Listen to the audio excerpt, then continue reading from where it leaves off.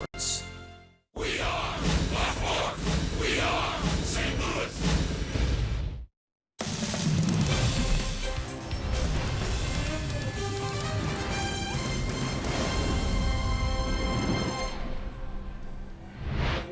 This is St. Louis Cardinals baseball. Homestand continues, and tonight it's game number 2 of the 4-game series. The LA Dodgers and the St. Louis Cardinals. Jim Hayes is here. That's Tim McCarver. I'm Dan McLaughlin, and welcome to Cardinals baseball. Great pitching matchup tonight. 2 young guys that throw hard, right-handers. Walker Buehler for the Dodgers and Jack Flaherty for the Cardinals. Same matchup that these 2 guys met on August 22nd. Buehler went 7 innings and gave up no runs, and Jack Flaherty went 6 innings and gave up 1 run. So 1 run over those 13 innings for these fine right-handed pitchers, and I mean they can flat out pitch. 6 innings for Flaherty, only walked 2. That's been a concern here lately, and he struck out 10 in that ball game at Dodger Stadium. Jairo Munoz is in the lineup tonight. We're going to talk about him in a moment, but look at these 2, Buehler and Flaherty, in terms of rookie ranks this season in the National League. The wins, the strikeouts, and the ERA. Munoz in right field tonight, and the guys over in the studio will talk about that. Jairo of all trades, you bet. He's in the lineup tonight for game 2.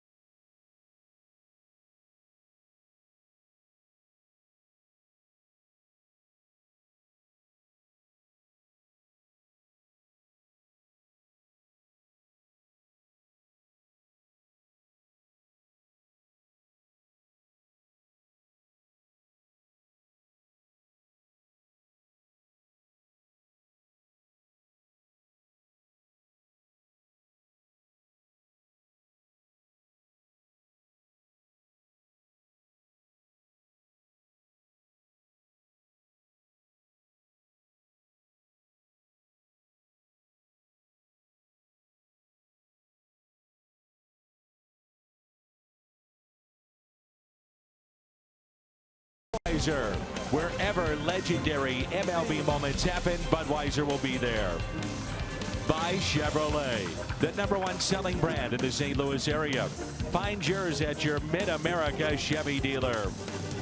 And by Steel Outdoor Power Equipment. Pick your power, fuel, or battery with Steel. Search STIHL.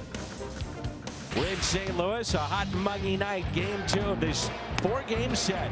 Walker Buehler, Jack Flaherty, the Dodgers, the Cardinals coming up.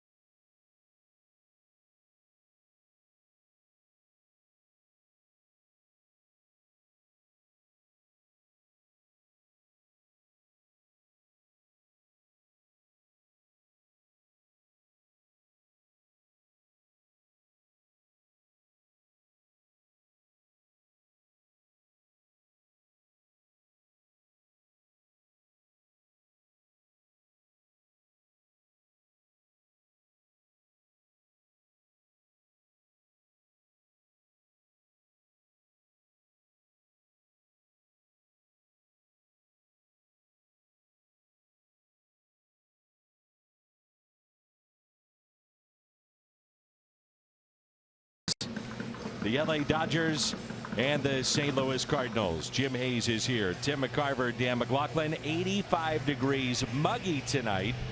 And the Cardinals trying to bounce back after a tough game #1. It's a very, very important game tonight. Cardinals have their best going for them in Jack Flaherty. And the Dodgers, while having their best throwing last night, has their second best going tonight in Walker Buehler. Played his college ball at Vanderbilt. Yeah. Vanderbilt won their only world title in 2014. There's a look at the wild card of the National League. Milwaukee firmly ahead now of St. Louis. Those two teams will meet next week. And the Cardinals a game in front of the Dodgers for that second wild card spot. So the Cardinals a game and a half, or rather a game in front of the Dodgers, 3 back of Milwaukee, and the Cardinals 4.5 back of the Chicago Cubs. Cubs play, I guess they're playing right now against the Cincinnati Reds. Their starting time was 7:05 to the minute in September, right, yep, Danny? You bet. Well, one of the best the Cardinals can throw at you. That's Jack Flaherty, rookie season, and he's been outstanding. A breakout year. And remember, beginning of the season, he actually spent time in the minor leagues. Did not break camp with the Cardinals, was in the rotation for Memphis, and yet still piling up the strikeouts here in his rookie campaign. So Flaherty going tonight for St. Louis. Walker Buehler for the Dodgers. It's start number 25 for Jack with a record of 8-6. He struck out 10 Dodgers in late August when we saw them at Dodger Stadium in that 3-game sweep. The Hyundai pitch arsenal: a fastball, very good slider, a curve, and a changeup for Jack Flaherty. So Dave Roberts and the Dodgers came in this series having dropped 2 of 3 against Cincinnati. Really got beat up in the first 2 games of that series. They won last night behind Clayton Kershaw. They've got a deep, and I mean deep, lineup. Jock Peterson at the top, Justin Turner, then Manny Machado, Max Muncy batting cleanup, Yasmani Grandal, the switch hitting catcher, Cody Bellinger, Yasiel Puig, Kike Hernandez. He's at second base. He was at center last night. Also can play left or right. And the pitcher, Walker Buehler, batting ninth and on the mound for the Dodgers.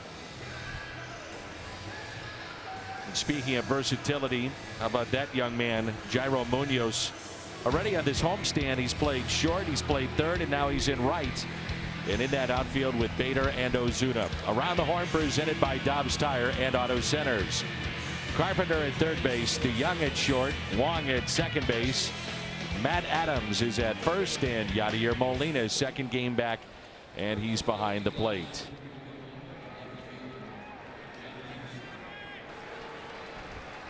Does not get too high, not too low. That's the manager of the Cardinals, Mike Schilt. And this is the position you wanted to be in, a chance to have a spot in the merry-go-round that is postseason play. And the Cardinals certainly hold their destiny in their own hands. This is where Mike wants to be professionally and personally. Obviously, from Matthews, North Carolina, a suburb of Charlotte. Hurricane Florence bearing down on that whole area, incapacitating some 8 million people. We understand. And the first pitch to Jock Peterson, taken for a ball. He's hitting .245. Good power, 21 home runs. He's driven in 50. And Peterson breaks his bat, hits a fly ball to Munoz in right field, and it's 1 away.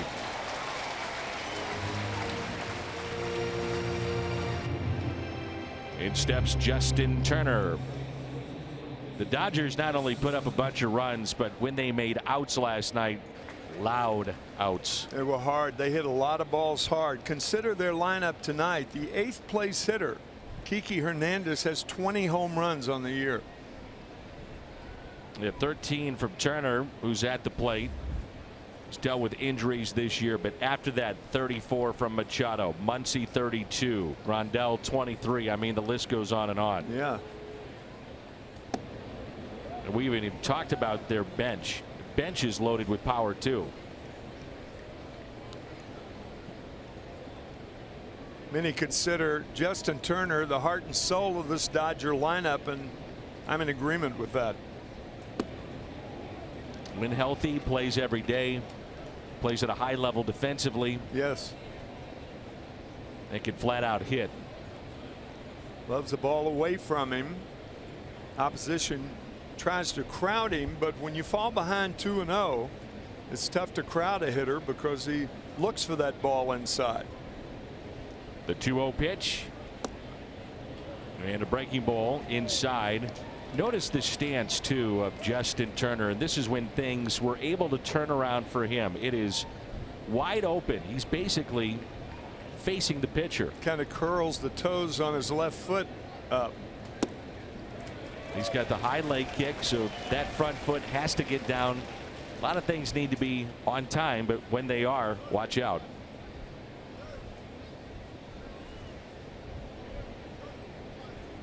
And the 3-1 pitch. 1-out walk, and it brings in Machado. It's a big evening for Manny Machado, game 1 of this series, which included home run number 34 by Manny. Just about straightaway center here at Busch Stadium.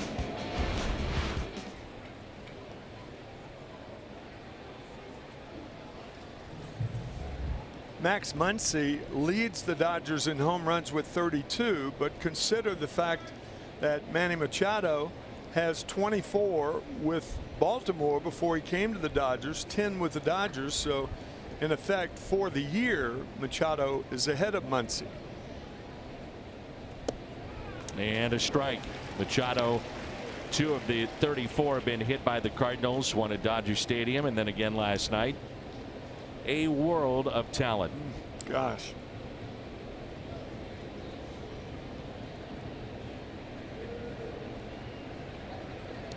How about this one, Tim? I read a report today that there are some executives that believe Machado and Harper could wind up together with the Phillies. Ken Rosenthal will be joining us the national telecast tomorrow, and he'll preview Game 3 of the series, and we'll talk about that with him. And Philadelphia backing up the truck, huh? I would say it's a lot of money committed to 2. Probably $600 million or Close so. to it, yeah. Really took some off it. Machado in his career against the Cardinals, 17 for 40. It's a .425 average with 4 homers and 13 runs batted in. He's got to be concerned with that second pitch. That second pitch was about a 50-mile-an-hour or a 50-foot slider.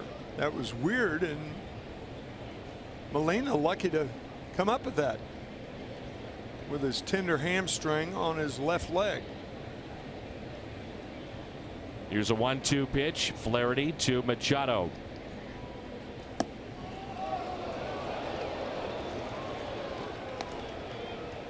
Two and two. The home plate umpire tonight, Marvin Hudson, is also the crew chief.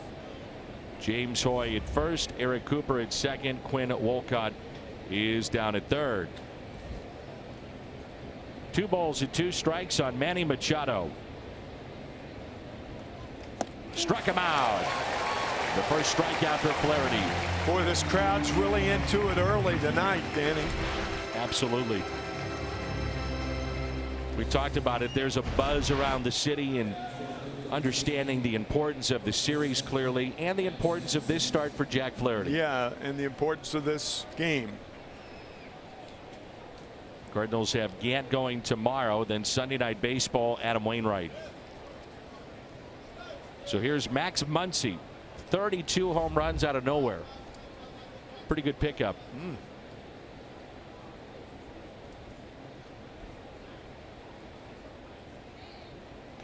And he rips it into right field. Munoz to cut it off.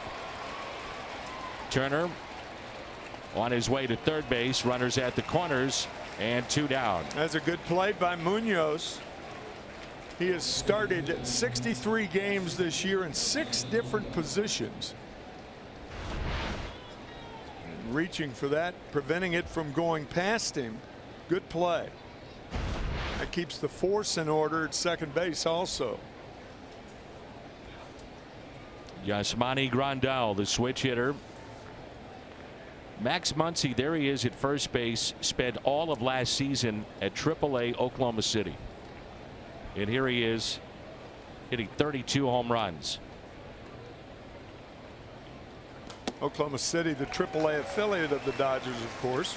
And Tim, the 2 years prior to that with Oakland, he hit 195 with 5 homers. I guess he figured something out. Dodgers taking a chance, and timing is everything.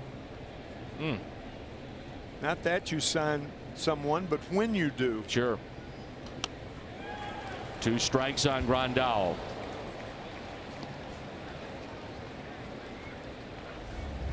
So important. Get out of the first inning. Set the tone. You bet. Set the tone for yourself and your team.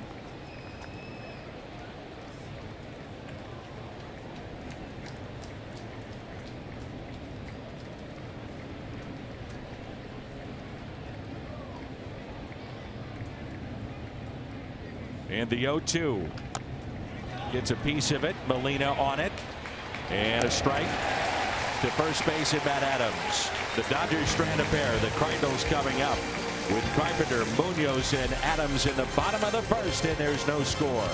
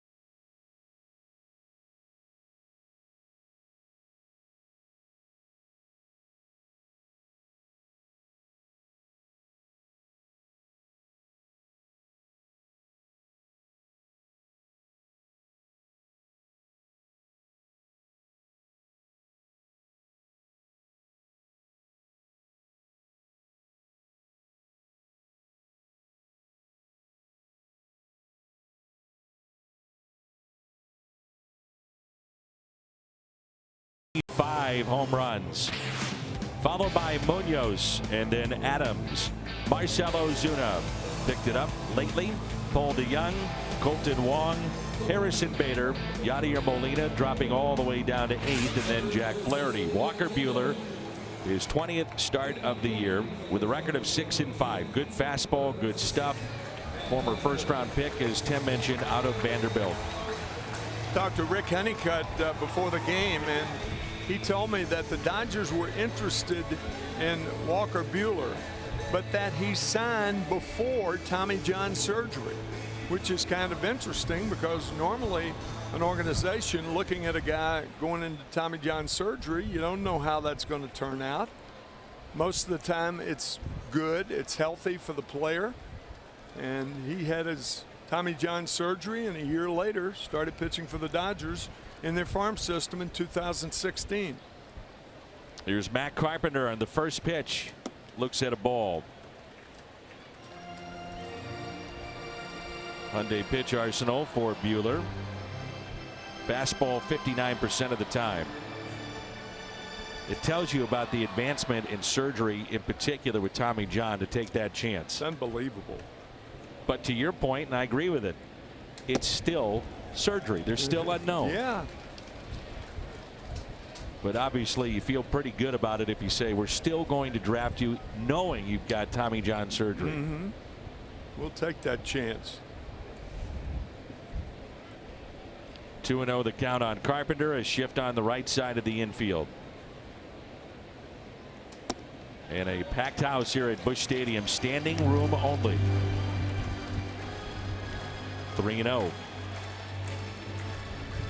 Got to think Carpenter always has the green light with such a good eye on 3-0. Yeah, but he doesn't really like to swing 3-0. Agreed. I don't think. 3-1. He wouldn't have swung at that anyway because even though it was a strike, it was a pitcher's strike and not a hitter's.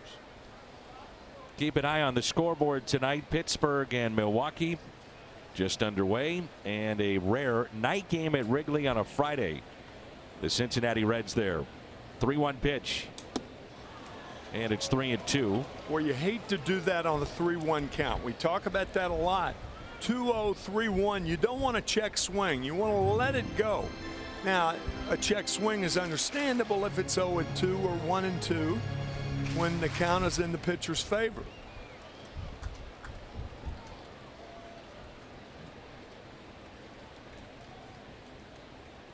The 3-2 pitch to Matt Carpenter. And he struck him out.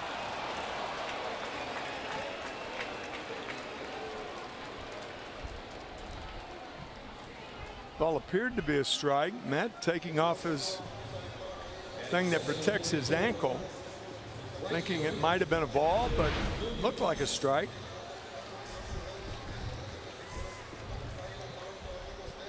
Right down the pipe. Here's Jairo Munoz with 1 out. So Buehler fell behind 3-0, comes back to strike out Carpenter. You made a valid point yesterday. I got a kick out of it where you're saying, could you imagine Cardinals in a pennant race leading the wild card? And I'm paraphrasing what you said, but Jairo Munoz is batting second for your team, when last night he was in the middle of the lineup. Yeah. If you would have said that in spring training, you thought it might be a long year. This guy can play. No balls and 2 strikes. Need to be a groundhog to hit that ball. Oh, Tim, he's setting him up. That's what that was. Because of his 2-strike hitting, right? Batting .255 as a 2-strike hitter. And you might think, well, is that good? You bet it's excellent. It's like 4th or 5th in the National League. Here's the 0-2. Slowly hit back to Buehler. That ball just exploded in on the hands of Munoz. It did. Take a look at the Dodgers defensively. Around the Horn, presented by Dobbs Tire and Auto Centers. Peterson, Bellinger, and Puig, that trio in the outfield. Turner, Machado, Hernandez, and Muncy on the infield, and Grandal is behind the plate.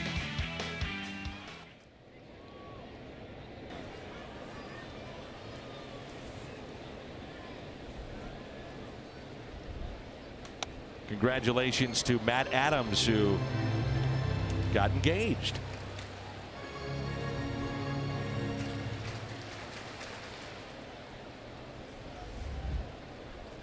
Congrats to Matt and Mrs. Matz. Here's the 0-1 pitch. Good fastball at 97. Well, since those 3 straight balls to begin the game, Buehler has thrown 8 straight strikes. And the 0-2 inside to Adams. Rick Honeycutt, the pitching coach of the Dodgers, saying that Buehler not only has got great stuff, but he's got the belly to back it up. And a pitching coach can't be any more complimentary out of a pitcher with comments like that. Rick Honeycutt, 1 year in St. Louis under Tony La Russa. 13th year with the Dodgers. He's a good one. And the 1-2 taken high. Think of Rick Honeycutt all those years, Dave Duncan, Dave Righetti in San Francisco, now in their front office.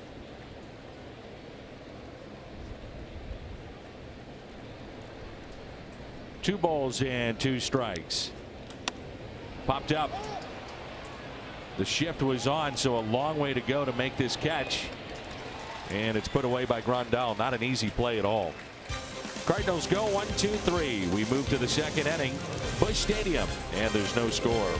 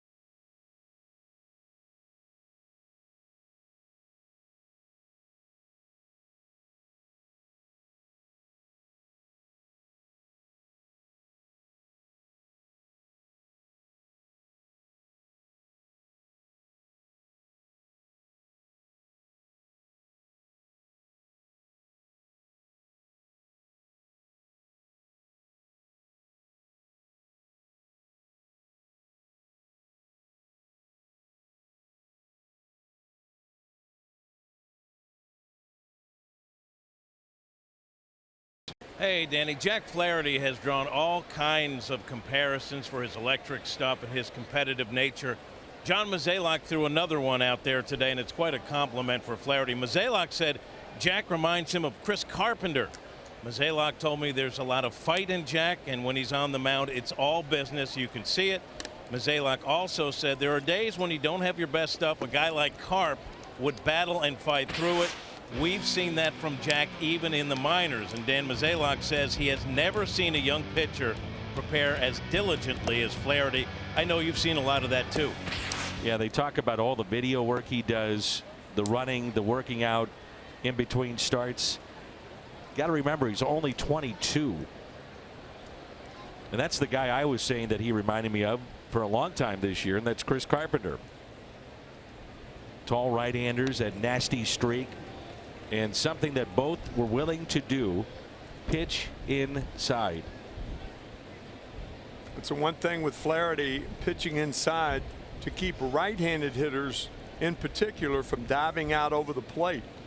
A very effective pitch inside to get them out, not to knock them down or anything like that. But if it happens too, so what? It's part of the game. 3-1 on Cody Bellinger with Puig and Hernandez to follow. Jim Hayes always coming up with good stuff. He is.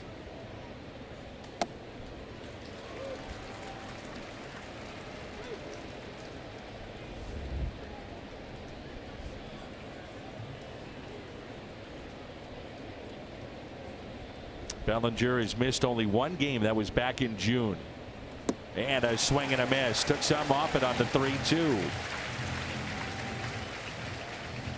Tim McCarver, what is your Toyota key to the game? Well, is this the biggest game? I asked the question. Is this the biggest game of the year? In my opinion, it is, because the Cardinals have played so well through the month of August and most of September, to where they've made it the most important game of the year. Would the Cardinals fans been thinking that back in early June? No way. No way. Not a chance. No, not a chance. Yasiel Puig, 16 homers, has driven in 49. Yeah, the Cardinals right at the All-Star break, and for the better part of the season just hovering around the 500 mark and had not had a run, and they finally got one in August, and it kept going and going and going, to the point that the Cardinals are 81-66 at the start of play tonight. 15 to go. St. Louis will go to Atlanta, and then they'll come home. San Francisco and Milwaukee at home, and finish up with the Chicago Cubs at Wrigley, the final three. Third hitter that Jack has fallen behind. He did it to Justin Turner, ended up walking him. He did it to Cody Bellinger, ended up striking him out. So he can always come back with that breaking ball behind in the count. Yachty knows that. Flashing down a 3 for the slider. See what he gets with the count full. 3-2 pitch. Good fastball at 97. That's hit out of play. I mentioned it is a packed house tonight. This Friday night at Busch Stadium, standing room only. We expect that again tomorrow afternoon, and another big crowd on Sunday night.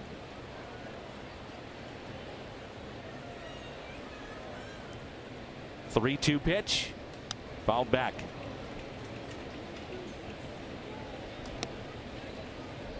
And Puig likes to lick the baseball bat. That's what he did after that foul ball. Some guys will smell the bat. I've never in my experience had anybody lick a bat near me catching. Yeah, but I do understand, because we have all seen him do it. I'm not making it up. I know that. You can't make that up. Ted Williams to Mark McGwire. Do you smell burnt wood? He said yes, and I don't think they talked about licking the bat. No. 3-2, hammered out to left center. And this ball is gone. A line drive that turns out to be a homer for Puig.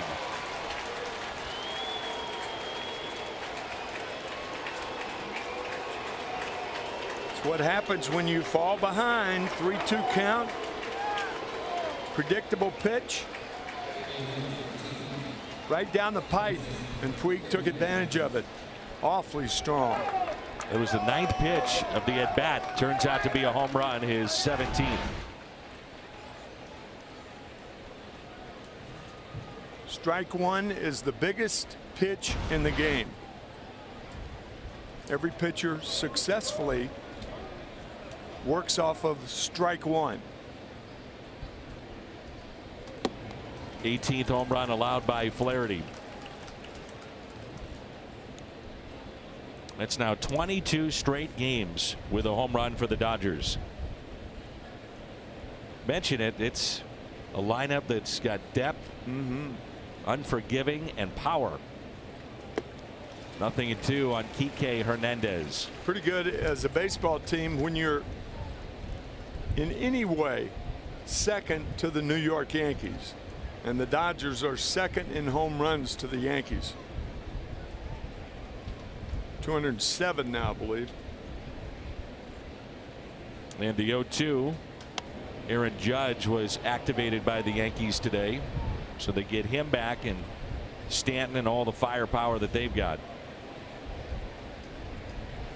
which includes Luke Voit. Yes. How about Luke Voit? How many home runs does he have? 8 or 9? Right around that area. He yeah. had 8 about a week ago. A ball and 2 strikes. And good for Luke Voit. That You means bet. Grandma's got to pay up too.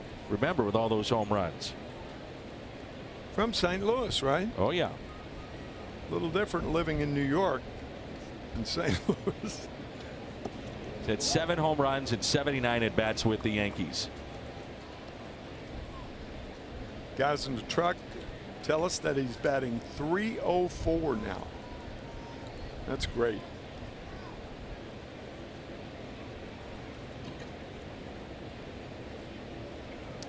Two pitch to Hernandez. Did not go.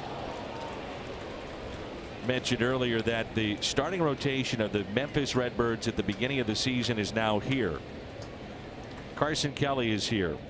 Luke Voit is here, or rather gone. Munoz, Oscar Mercado. I mean, the list goes on and on of players that helped them get into the championship, and Memphis has split the first 2 with Fresno. Struck him out. 2 in the inning, 3 in the game.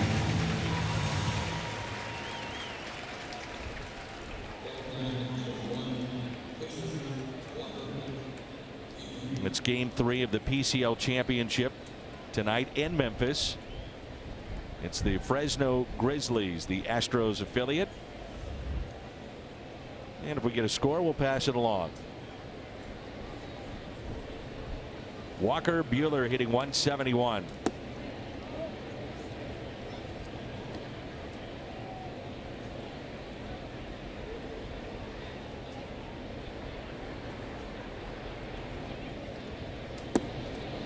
One ball, 1 strike. Jack Flaherty grew up in Los Angeles. A thrill for him to pitch at Dodger Stadium, and he struck out 10. Was magnificent that night.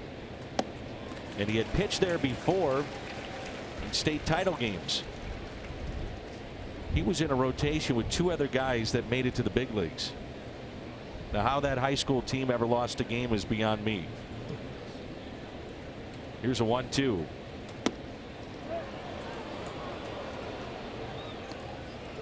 Two and 2.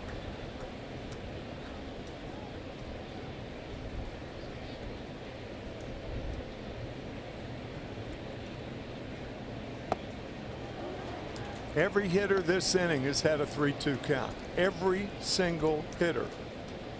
You know, the way pitchers are handled nowadays, he's not going to last long. Already pitch number 44. And it's hit out of play.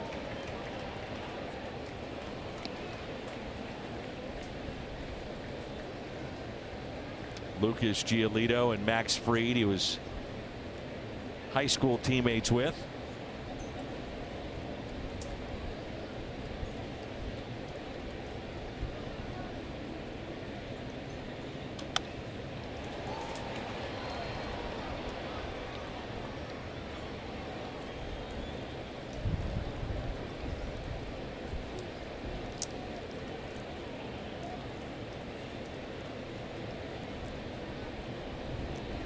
Three-two again, and he struck him out. 3 strikeouts in the inning, but a home run hit by Puig.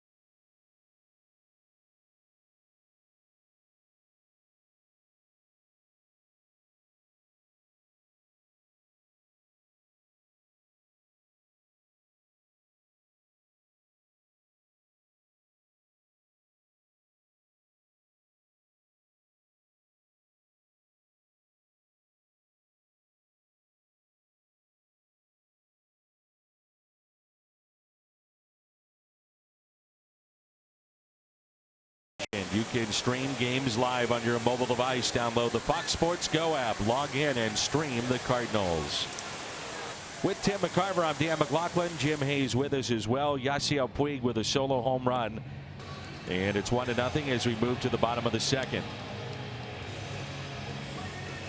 Home run got out in a hurry. Kubota Power Stats with Marcell Ozuna coming up. Most RBI in baseball this September. Trevor Story's had a remarkable year. Michael Conforto, Alex Bregman of the Astros, then Marcell Ozuna, and our old buddy Steven Piscotty.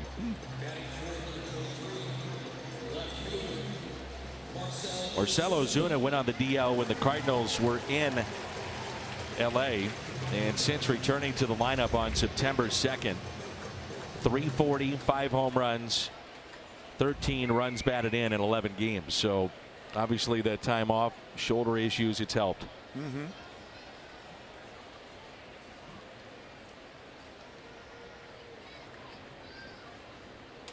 I've said this before too, Tim. He's going to get a full offseason to get the shoulder back, get it to 100%, and he will be a free agent to be. So you're going to get a highly motivated Marcell Ozuna next year. And not to say he's not now, but free agency has a way of doing that. A ball and a strike. He's got to spend all winter trying to heal that right shoulder. Ozuna hits it to third, backhanded, tough play, and out. What a play by Justin Turner.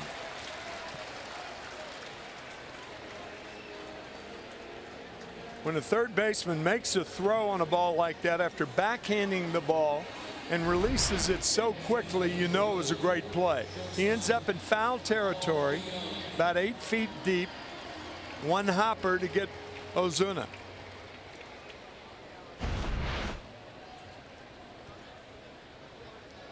And the batter is the Cardinals shortstop, Paul DeYoung.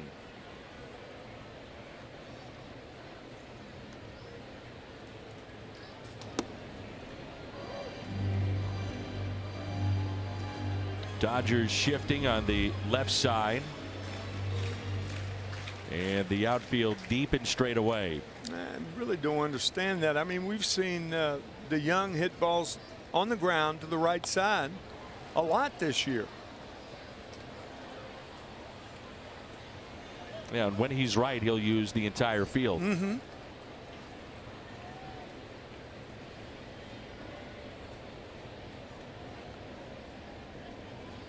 And now with 2 strikes, second baseman moving a little bit more towards the line. That's Kike Hernandez. Going the other way, DeYoung, well hit out to right, and the catch is made by Puig.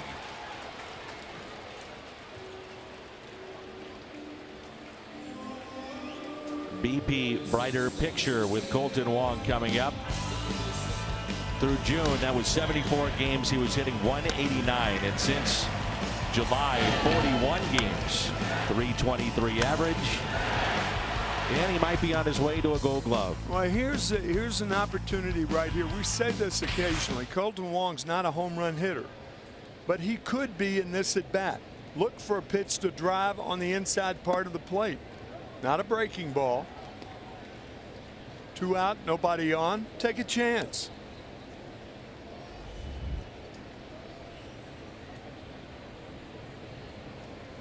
Here's a 1-0.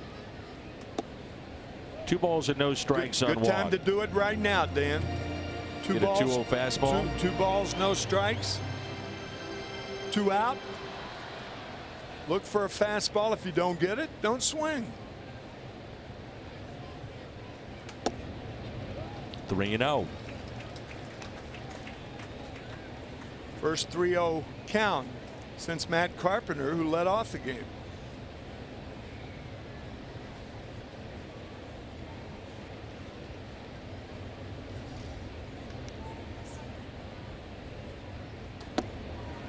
Three balls and 1 strike. Milwaukee has jumped out to a 3-0 lead over Chris Archer and the Pirates. Reds and Cubs scoreless in the bottom of the 3rd. Full count on Wong. Well, that's a good pitch. This guy's got pretty nasty stuff. Yes, he does.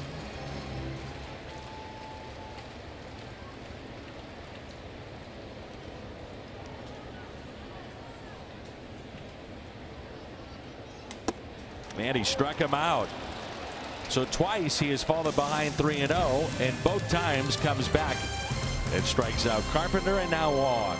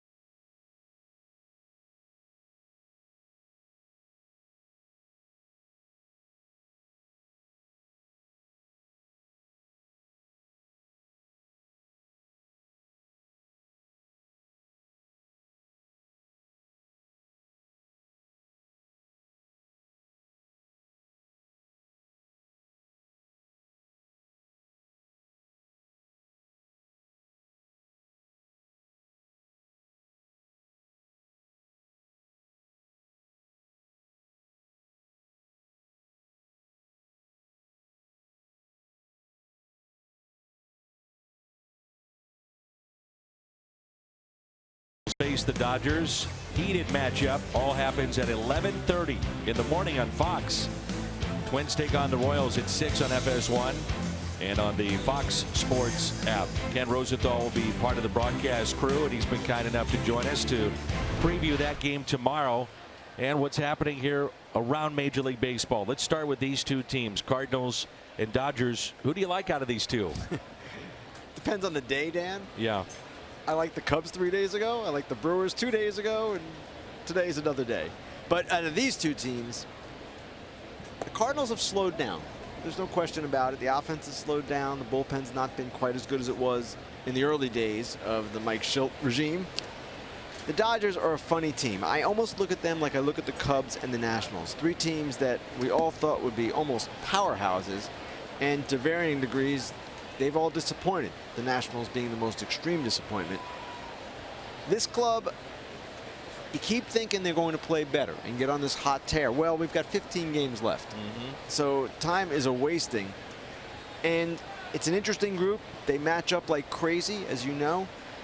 They've got good pitching. We've seen Buehler. You've seen him a couple of times now. He's good. Kershaw, good. Rich Hill tomorrow, very good. These guys are all accomplished, and their bullpen with Jansen back seems to be settling in.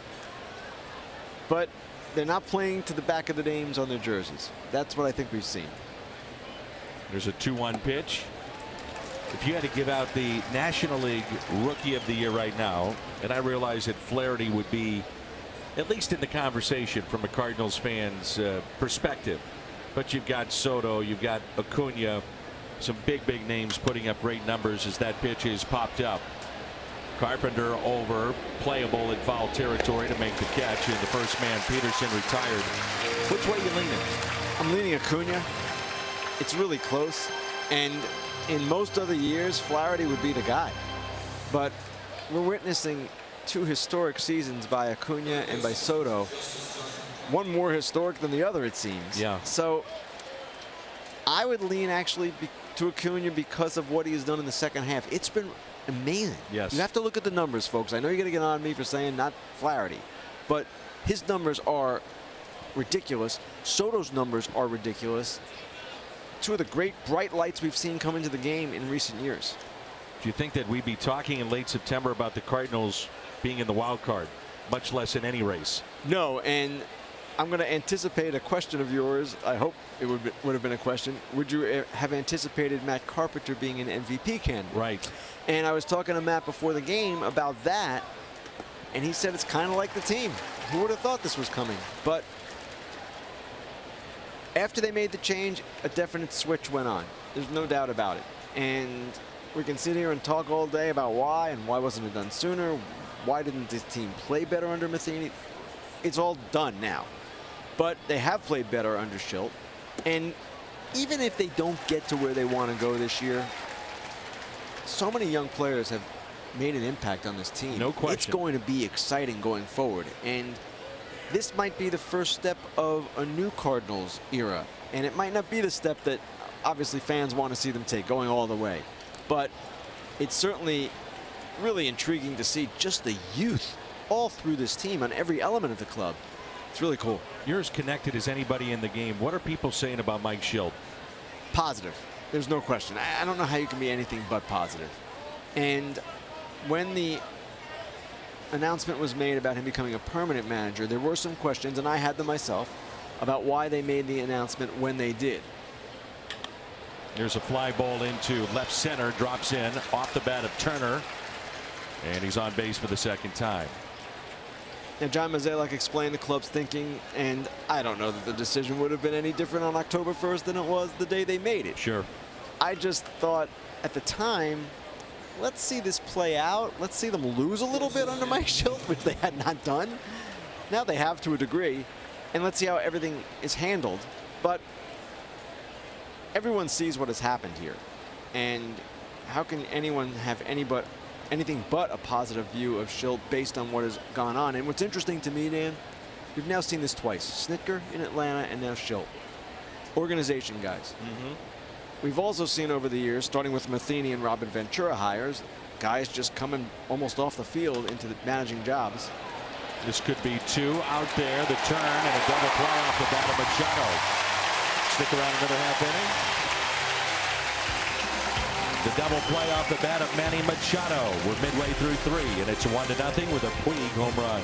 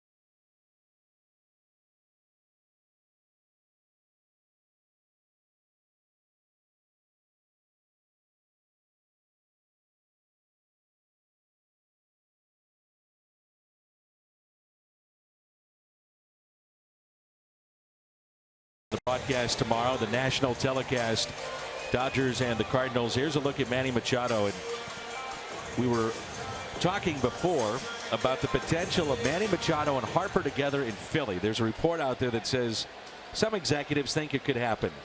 What's your take? Well, if the Phillies pay the two of them the most money that they get offered, it will happen. I don't expect that to happen. It is about the money for both guys. And you can understand that. It's the one chance to really hit it big. But I kind of have a hard time believing it's going to be a package deal. Anything is possible in free agency. Sure. There's no question about that. I kind of refrain from handicapping it at this time of year because one, we always get surprised. Things come out of nowhere. And that's the case in December when we think we know what's going on. So, sure, we're going to hear those guys' names, both of them, quite a bit. And Machado might actually get more based on his position and the kind of year he's had, though Harper has really come on of late. It's going to be an interesting winter because below those two, there are a couple of players who may be in the $100 million category, a couple, but below that, it's going to be much like last year when guys are going to have to wait and take lesser deals because that's the way free agency has evolved over the last couple of years. Here's a 2-1 pitch to Bader. I would think in watching Bader play every day, have the opportunity to do that. Gold gloves are coming. Oh, this guy could flat out play. His defensive metrics in a brief amount of time are off the charts, and that's one measure. They're not always trustworthy, but we're watching him also. The eye test is pretty good. I guess the question is, will he hit? Fair. But you can live with, I don't know, 700 OPS in center field, maybe even less because of the defensive prowess. Gonna save you runs. Yes, he is. The 3-2 pitch now to Harrison Bader with Molina on deck. And he strikes out, and that's number 3 tonight for Buehler. These two guys are fun to watch, Dan. I'll tell you what. The first matchup was good. This one's good. This would be another one where somebody strikes out 9-10, and it's a 1-run game in the 7th. If you get the injury. On a national view and perspective, is Molina a lock for the Hall of Fame, or is it still kind of debatable? In my mind, he is. And I know there's going to be debate about this. He hits a high fly ball into center. That'll stay in the ballpark, and the second out. A lot of the debate is going to revolve around sheer numbers, as Hall of Fame debates always do. Those of us who have watched his career, seen him over the years, my goodness, it's not simply what he did offensively, even catcher ERA, whatever you want to call it. There's so much that this player brings to this team and has his whole career. I don't even think it's close. I know some of my fellow writers will think it's close, but he is almost the ultimate difference maker and a singular difference maker. There's not really a catcher like him. I guess you can make the case Posey has been, but I don't know that he has the defensive impact Posey that Yadier has. This year, case in point, he's got 4 rookies, sometimes 5 in a rotation, and he's guiding that rotation. There's got to be something for that too. I agree, Dan, and I'll reference this as I have in the past. What he did with Team Puerto Rico in the WBC a few years back was a magic show. And they had no business going to the final. They went to the final, and he was essentially coaching the team. Sure. 1 ball and 1 strike here on Jack Flaherty.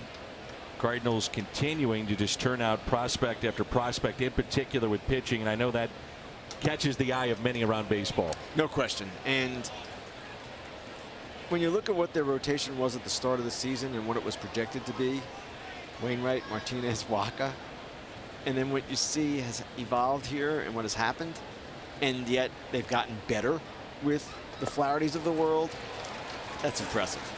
Kenny, always great to see you, man. Thanks, Dan. Have fun tomorrow, too. Always fun to have Ken Rosenthal in town. He'll be on the broadcast tomorrow, Fox Saturday Baseball. It's 1-0.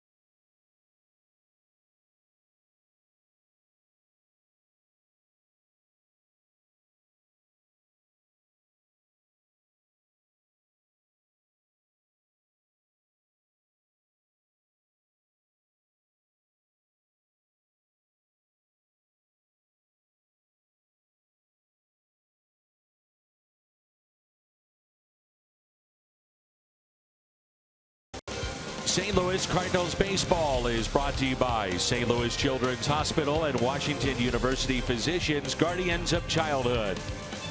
And by Toyota, let's go places.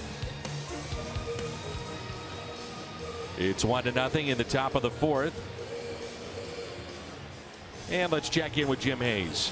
Dan, doesn't matter the uniform. When David Freese comes back to St. Louis, he gets a standing ovation. We saw it again last night.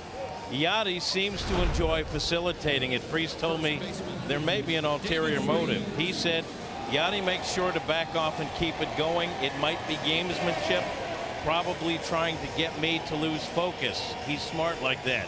Freese was kidding, of course, and he says he always appreciates the reception he gets from Cardinal fans. He said, everyone knows how great the fans are here. I won't lie. When I'm done playing, I look forward to coming back, just hanging out and watching some games as a fan. Dan, David Freese is a delight. Well, let me ask you, Jimmy, you think he could just slide in as a fan with this bunch and just take in a ball game in, let's say, 5-10 years? It's going to be tough. He says he wants to keep playing for a couple of years, but he believes, we were talking about, he could probably come into the ballpark wearing a cap somewhere, and if not, maybe sneak into the press box and do some journalism. Oh, yeah, that'd be great. It's a great line. Do some journalism. Oh, that's all Jimmy. Yeah, I do regional cable journalism, Tim. You know that. Do some journalism. You got a kick out of that, didn't you? I did. Here's Max Muncy, who had a base hit to right field, first time up. Dodgers with 3 hits. Cardinals looking for their first hit. And one of the 3, a solo home run hit by Yasiel Puig.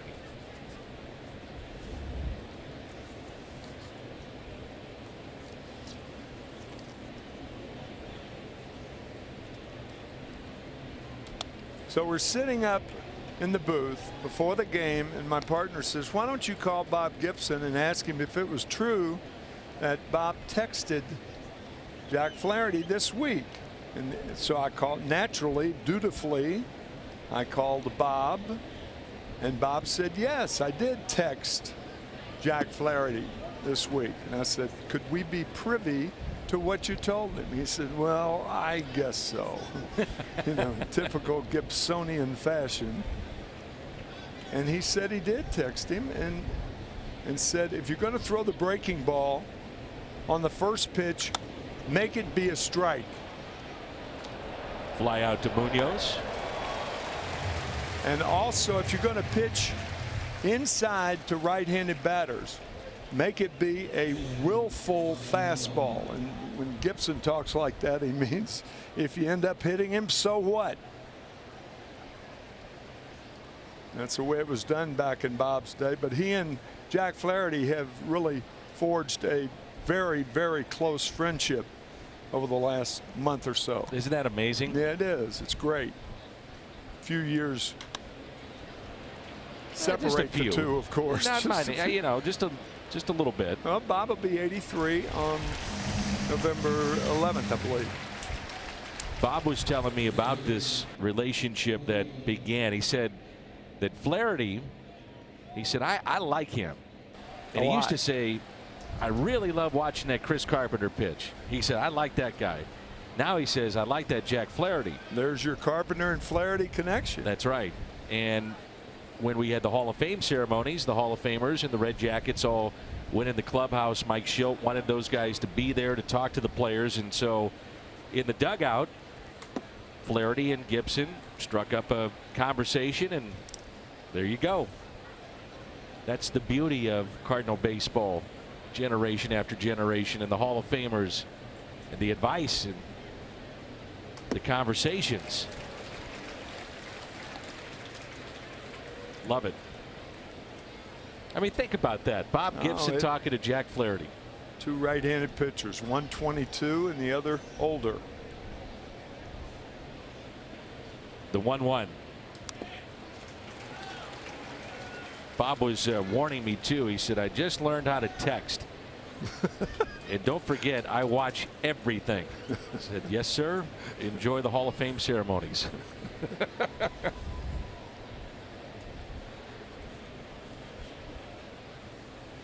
And Bob and I are still on good text terms. Oh, good. You, I don't know. I'm you on the gotta take outs care right of now. yourself, partner. I get it. That's it out of play. Yeah, dealing with Bob, it's, hey, you got to take care of you. I get it. But I had it on speaker, and you had a chance to hear everything. And Oh, yeah.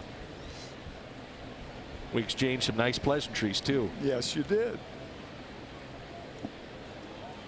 And he's so much fun to talk to and befriend, and everybody talks about the rough and tough and gruff Bob Gibson.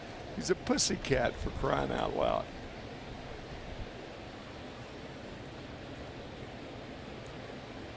Here's a 2-2. And Bellinger sends it out to Harrison Bader in center. Well, the Cardinals still looking for that first hit as we move to the home half of the fourth. Carpenter, Munoz, Adams coming out.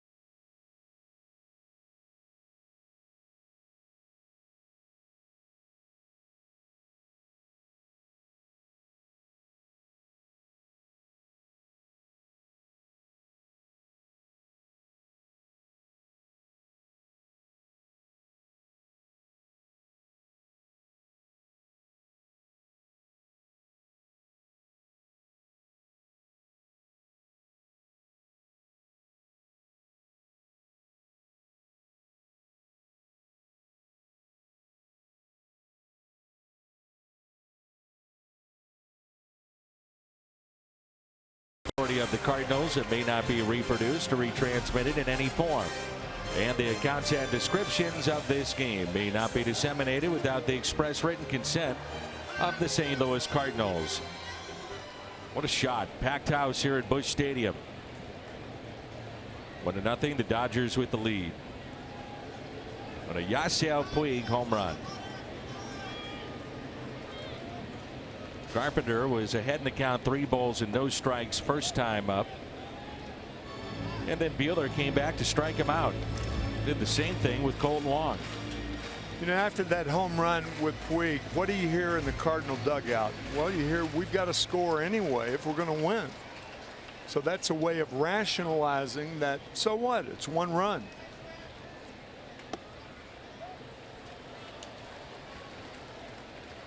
It's the way the players look at the other side. We've got to score anyway. It's kind of a collective team comment after a home run against you for the only run of the ball game. The 2-0 pitch. Take it for a strike. The more I watch this right-hander, the more I like. Yeah, it was an interesting slider, a little backdoor slider with the count 2-0. He's got some weapons. Looks like a gutty competitor, too. Tapped out in front of the plate by Carpenter. Grandal, a smart play to pick it up before it rolled foul. Good, really a good play. Because that ball would have rolled foul, I think. Rondell, not known for his arm, but that is a very, very nifty play by the Dodger catcher.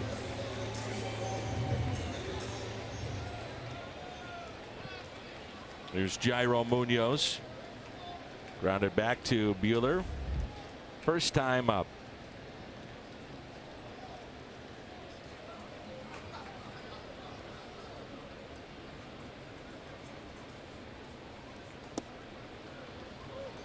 Good breaking pitch.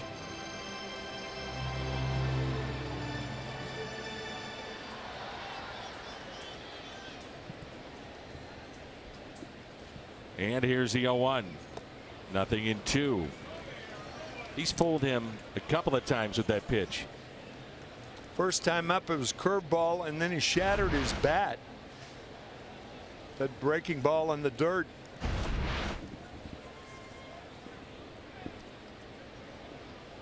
Feisty right-hander that the Cardinals are facing tonight.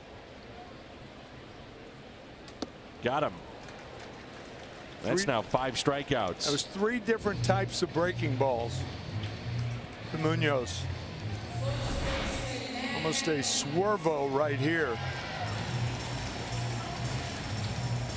It was up, but it was away.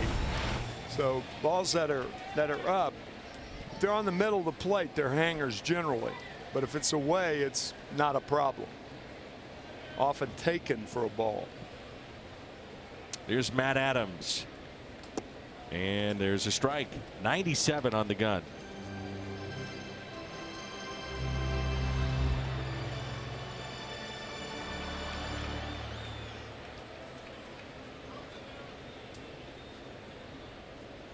This big crowd now quiet because of the pitching of Buehler.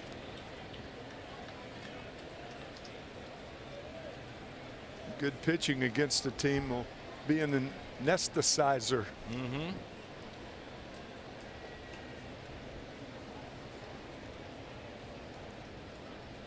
And the 0-2.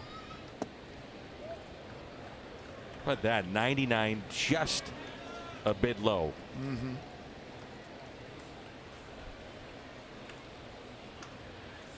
Against that fastball, teams hitting 199 against Buehler. And the 1-2. Adams stays alive. There's only been 2 balls that have been hit in the outfield. That was DeYoung flying to right and Molina flying to center. That's been it. 2 balls out of the infield. And the 1-2.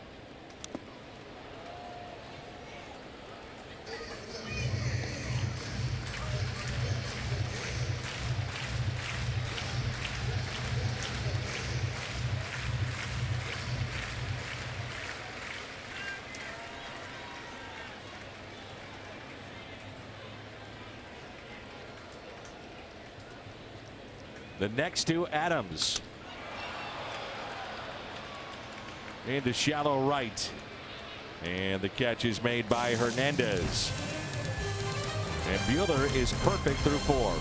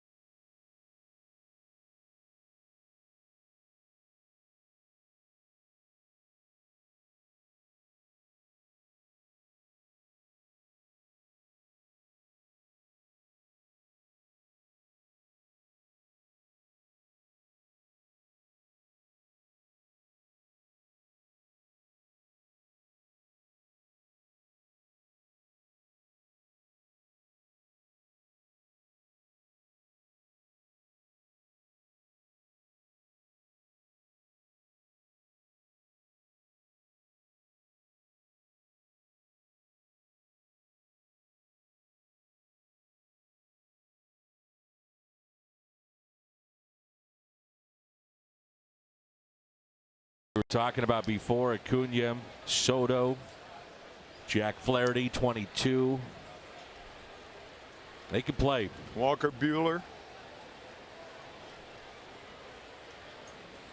We just left Detroit, and reminding baseball fans while we were up there about Al Kaline, who won the batting title when he was 19, youngest guy to ever win a batting title. 1954, I believe. I would say, what were you doing at 19? But you made it up to the big leagues at 17. Yeah, but I was just kind of hanging around. Well, but still in the big leagues. But I was here. It was more than a cup of coffee. And you know what I want to say? It's the big leagues. Come on, man. It's the big leagues. You guys are the best in the game. I found that out in a hurry. I bet you did. Tough league. Oof. Yeah, Legion Ball, that's one thing. The big leagues, that's another. I was in the major leagues. Actually, I could have played Legion Ball. That's unbelievable. That's September. That's awesome. The strikeout of Puig, and now Flaherty is up to 5. It's nice to have a choice like that. All right, what are you, Legion Ball or the big leagues? Big leagues for me, thank you. You walk in and you see Stan the Man. Stan the Man. Wow. And you grew up a Cardinal fan. Yes, I did. A strike to Hernandez. I had a speech impediment when I was a child, and I could pronounce Jabo Jablonski,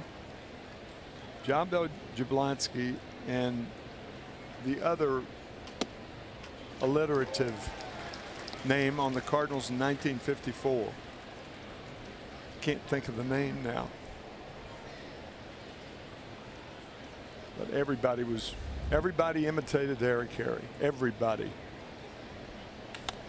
Little chopper hit to the right side and an 0-2 pitch and a base hit for Hernandez.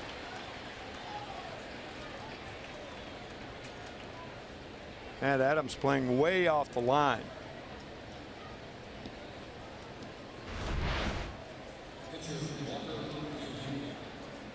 And Rip Rapolsky. Attaboy Zach. Zach brought me back to reality. Jabo Jablonski and Rip Rapolsky. And I love those two players because it made it easier for me to talk. You remember the first time you met Stan or talking to him? Well, his son went to CBC St. Louis, and I went to CBC in Memphis. So there was a connection there with Stan and his son, Dick. Who played with Mike Shannon, and then Mike plays with Stan. Dick ultimately went to Notre Dame, I believe. And but number 6, I remember I had no business playing, but I played poker with the big guys when I came back the next year. I was 18, and Stan, they kept saying, Stan always draws to an inside straight. He'll always try, if he has 2-3, 5-6, he'll try to get the 4 every time, and he'd get it. He never lost, and he was the worst poker player in the world, but he never lost because he was Stan the Man. Everything went his way, huh? Everything.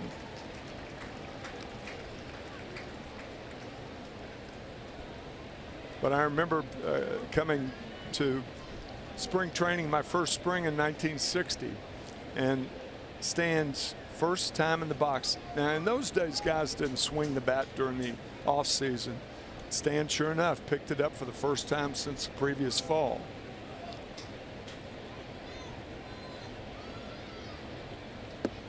There's a strikeout. And after not swinging the bat, having an idea that the relief pitcher, whoever it might have been, a pitcher, I suppose, this is 1960, Stan said they were close to on the outside corner, very close, and Stan called every one of them right. I was catching. He'd say, no, no, no, no, no, man. And that's the umpire's call. He's not going to call that a strike on me. And then he'd say, no, no, nope, that's not a strike either. He took 3 balls, and the balls were just off the outside part of the plate. Just off. So he was locked in day one. Boy, the man he had these penetrating eyes. And obviously, you got to have a great set of eyes to be a good hitter. But he was locked in already. It's unbelievable. Yeah, he was. May have been the greatest low ball hitter in the history of the game. He didn't miss low balls, even if they were out of the strike zone down. There's Jock Peterson at the plate with 2 outs. So everybody was imitating Harry Carey, and that probably included your roommate Bob Uecker. Oh yeah. Oh, Bob was practicing his broadcasting career in 1964. Absolutely. It's great.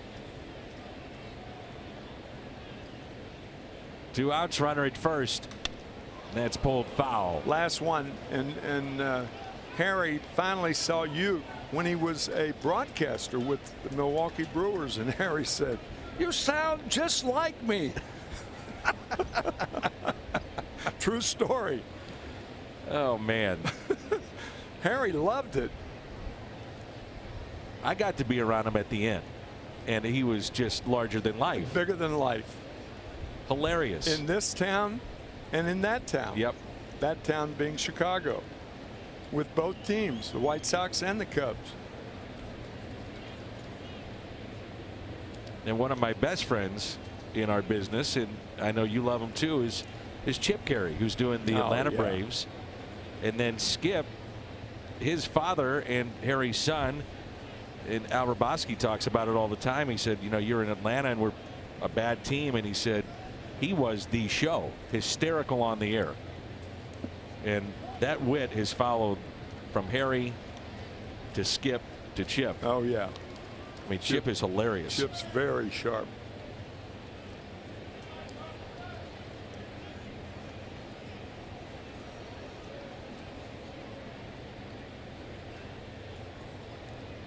A ball and a strike on Jock Peterson with 2 outs.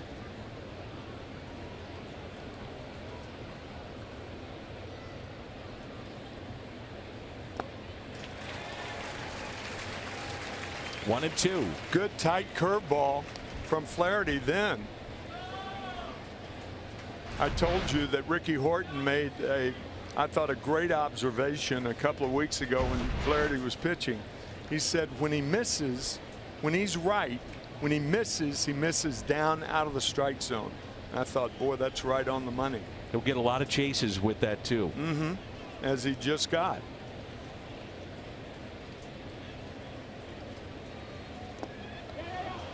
And Molina couldn't keep it in front. Hernandez advancing to second base.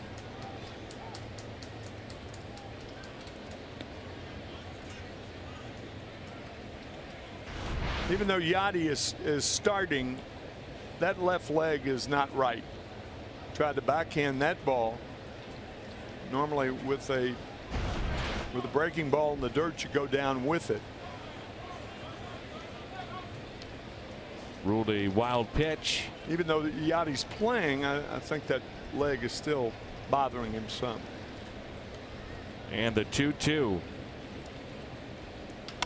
Peterson to Wong. He backhands it and makes the play. The Dodgers strand a runner, their 3rd of the night. And the Cardinals still trying to pick up their first hit. It's 1-0.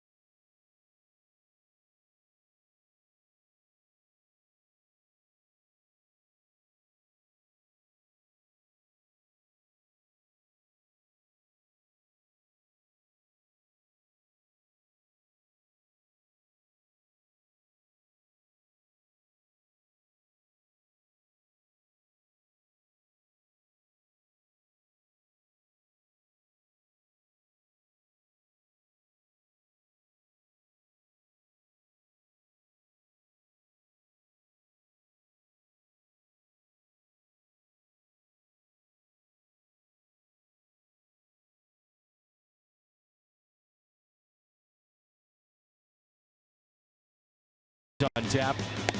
John Gant, 4-1 in his last 7, ERA of 1.60, and opponents hitting just 181.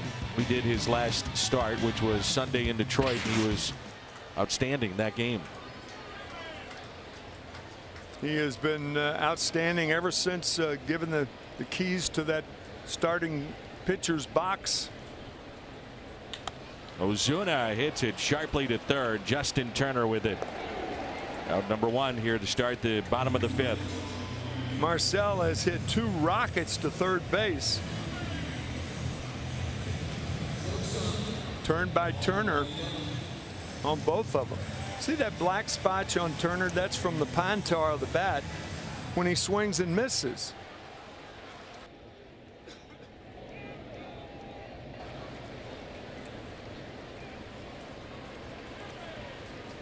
Matt Kemp gets that too. Yes, right. I've had fans ask me what that black is on the back. It's the pine tar when a player swings and misses. Cardinals need some base runners. Boy, haven't had one tonight. Now they do. That's a base hit into left center. DeYoung, the wide turn around first base, and he'll stop there. And the Cardinals have their first hit of the night.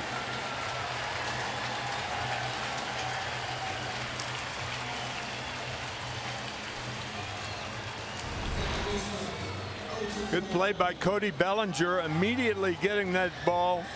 And as a left-handed thrower, it's a lot tougher throw because you have to kind of rearrange your feet in the whole bit. But he made a nice throw to second base to keep DeYoung there.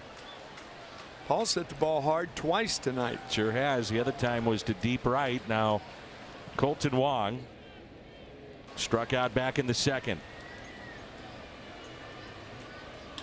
And Wong out to right, and the catch is made. You know he's going to throw, and that's Puig. Fan Appreciation Weekend, that last Saturday of the regular season, right here. Cardinals take on the Giants Saturday, September 22nd. That day, 30,000 fans, 16 and over, receive a Cardinals hooded sweatshirt presented by Modern Agriculture, supported by Bayer. Tickets at cardinals.com/promotions. Harrison Bader struck out his first time up. Cardinals showing some life with the bats. They've hit 3 balls consecutively. Very hard. And a strike to Bader.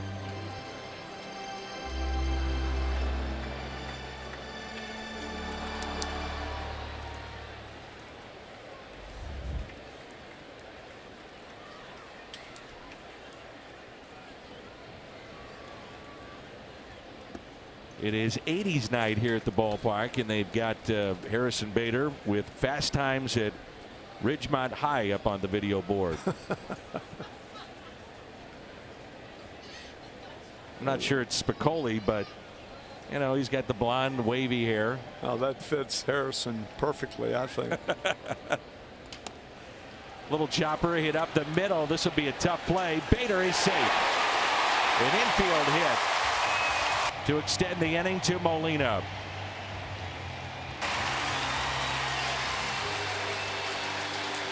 Tim, he may struggle at times in his career at the plate, but he's going to wind up getting 10, 15, 20 of these. Oh yeah, to keep the average alive. Oh yeah, that's well put.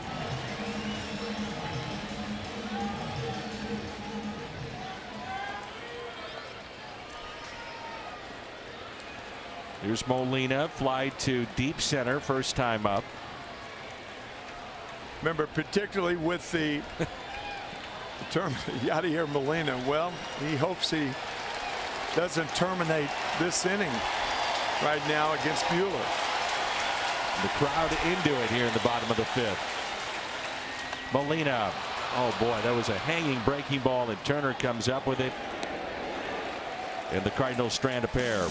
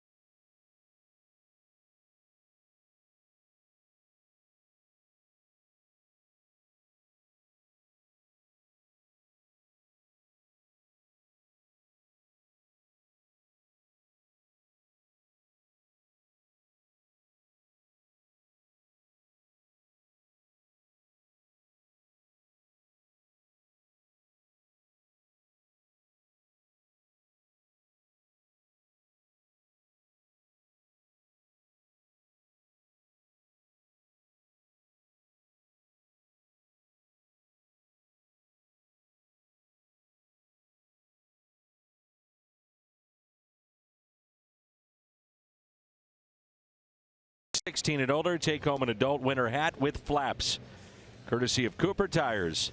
Cardinals.com/promotions.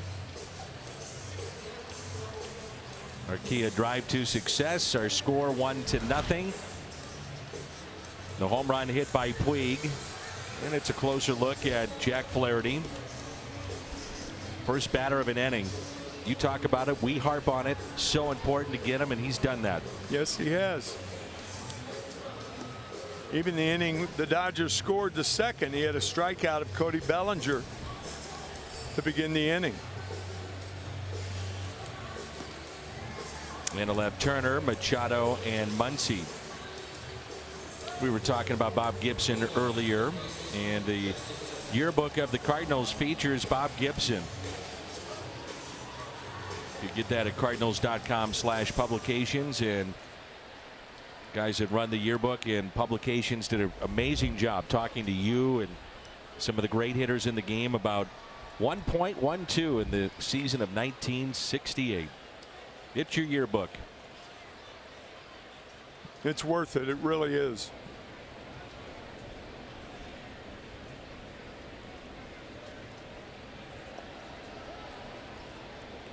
We're putting together our 1968 show, and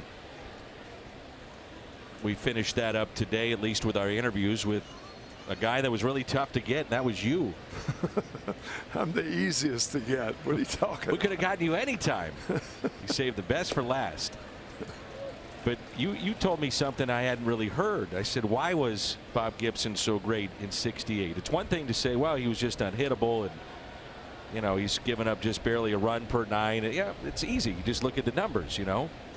But you said, Dan, his slider and his command of the outside portion of the strike zone to be able to be pinpoint with it to right-handers was impeccable. Unbelievable. Never caught a pitcher with that good a control. Everybody talks about how ferocious Bob was and commanding fastball, slider, and they were commanding, but his control was like that from Flaherty, even though they were strikes. And it started back in '65. I mean, it wasn't this 1 year. That was '65, his first 20-win season.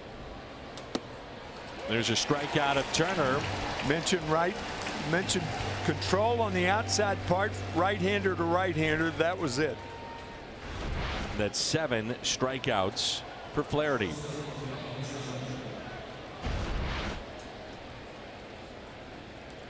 Here's Manny Machado, grounded into a double play back in the third and struck out.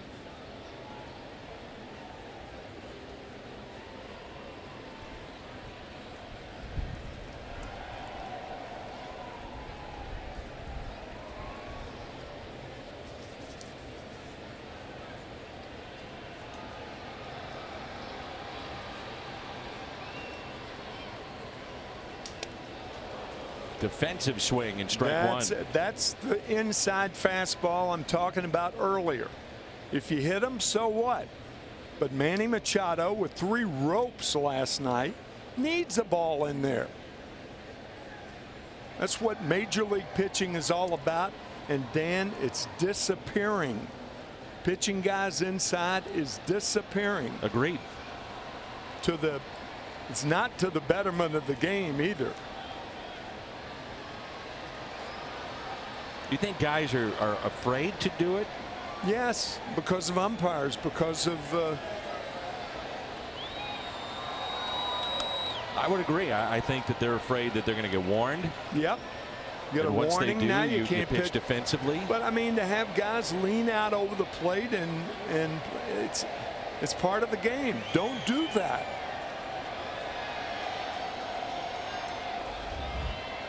You put a little fear in them, and they have funky swings after that.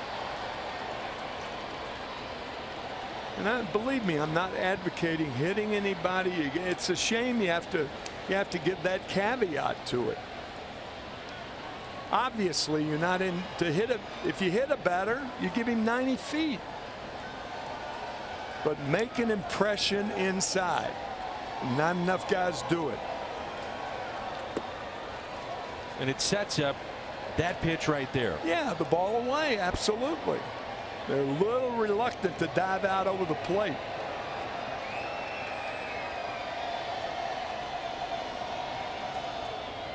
And the 1-2 pitch. 2-2. Manny Machado showing a little soccer ability. He's some athlete, no question.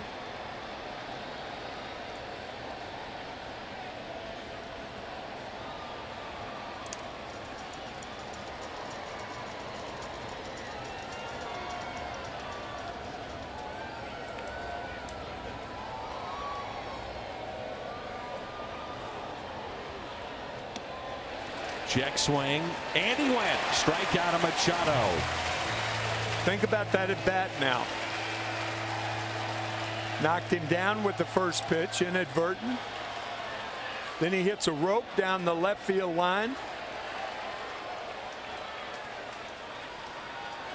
Now he finishes off arguing with James Hoy, the first base umpire.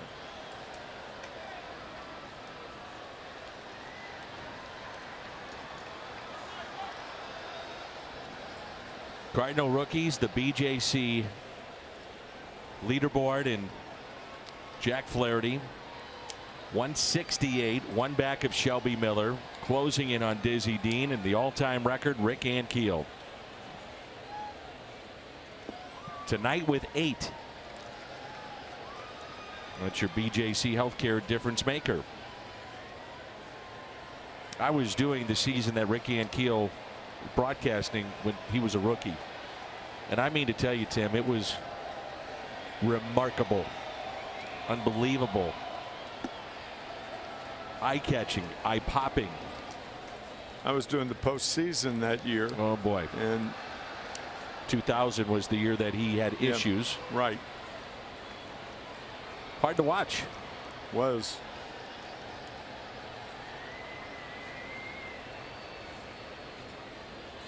Here's Max Muncy.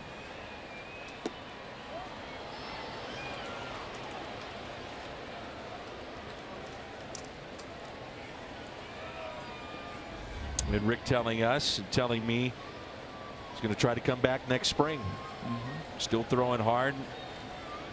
Keeps himself in great condition. 3-0 breaking ball to Muncy. He's been able to locate that with 3-0, 3-1 when he's been behind in the count. Well, once you throw that pitch and show that you can get it over, now it's time to go back to the fastball. A 3-1 to Muncy. With a slider. 3-2. 99 pitches tonight. And Flaherty's spot due up first for the Cardinals, so more than likely Cardinals go to their bullpen. Bullpen busy for St. Louis. 3-2 pitch. Missed on the inside corner.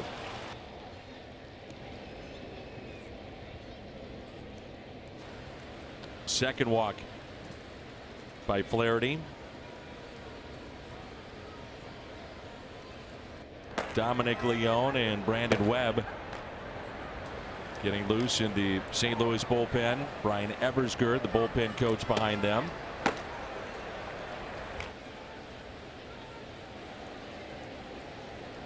Rondell is 0 for 2. Inside for ball 1. Cardinals have Flaherty, Carpenter, and Munoz looking ahead to the bottom of the 6th.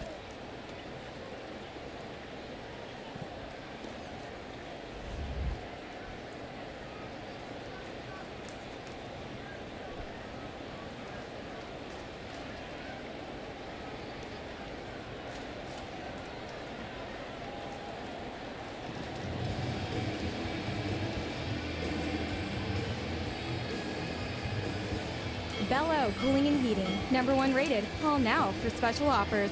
Bello, answer the bell.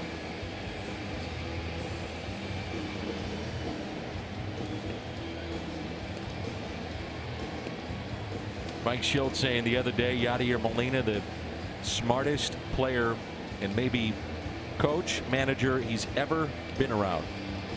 His understanding of the game. And so Molina with that mound visit. Pitch count at 101.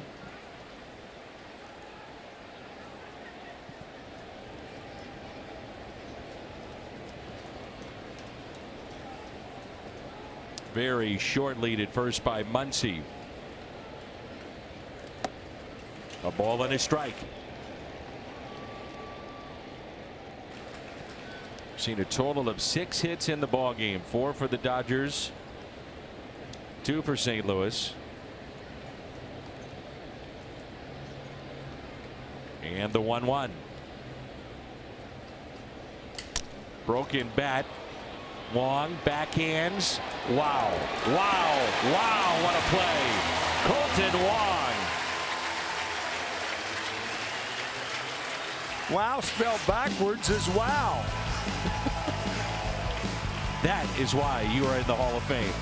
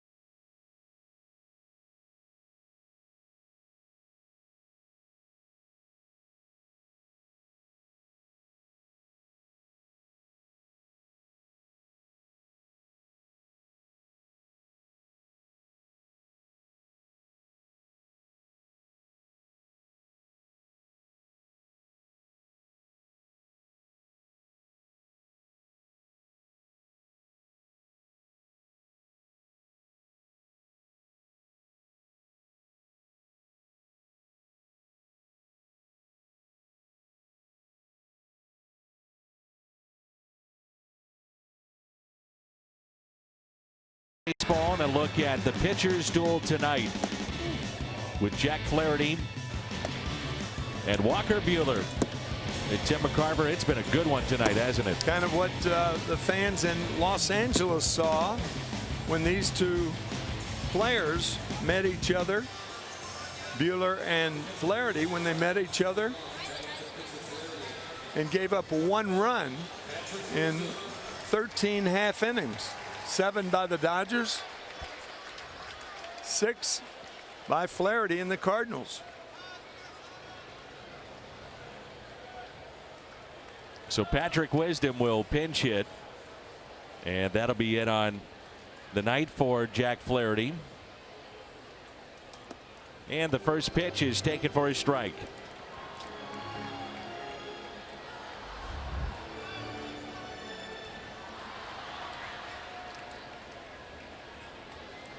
Outfield deep, and an 0-1 pitch coming up to Wisdom.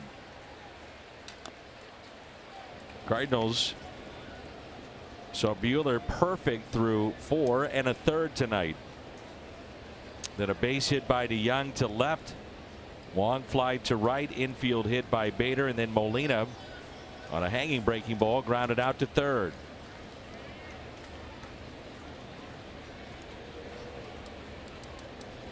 Here's the 0-2 pitch.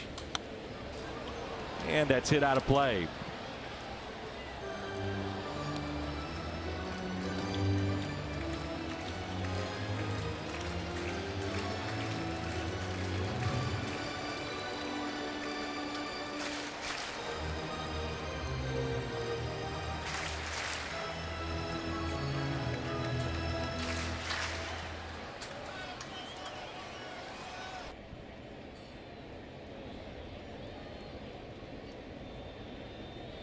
And the 0-2 pitch to Wisdom.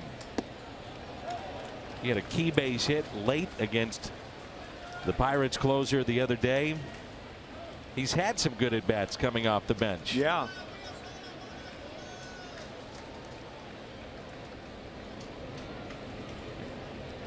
The 1-2 pitch to Wisdom. Got him. It's now 6 strikeouts for Buehler. Phillips 66 teaming up with the Cardinals to bring fans $6.60 tickets. Cardinals host the Brewers the 24th, 25th, 26th. Cardinals.com/P66. Ray, Riley, Baby James Fuse, they're all here. There are statisticians tonight. Aha. Helping us out. So 1 out and nobody on. And here's Carpenter, and that's strike 1. Boy, the pitch count, Tim, only at 65. And as you mentioned, this day and age, you pay attention to it. You don't have to worry about it at 65. No. Nope.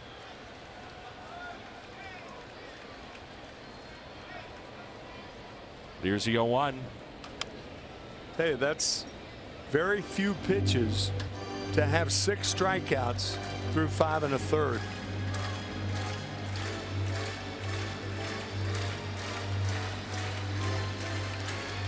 Don't see that very often either. Second time through, third time through, staying right around 200. He's got a lot of weapons.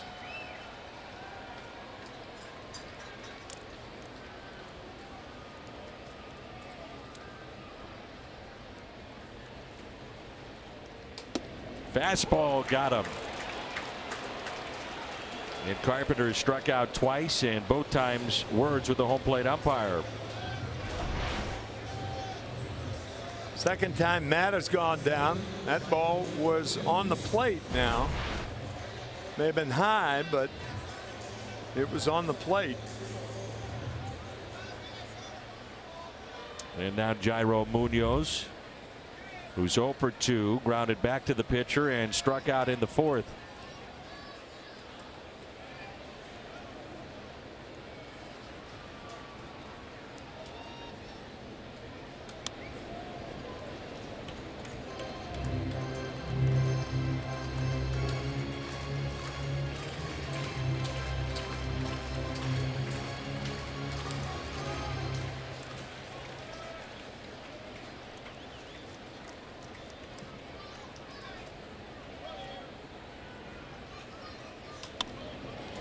'96 pitching in.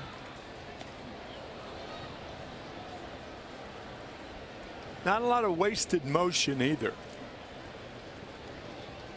Very economic with his pitches. If he misses, it's by a little, not a lot. And the 0-2 hit out of play. I think every time you watch Clayton Kershaw, you come away with something. You watch him and you say, well, that was great pitch, great inning, great performance. This guy has been every bit as good tonight. Yes, he really has.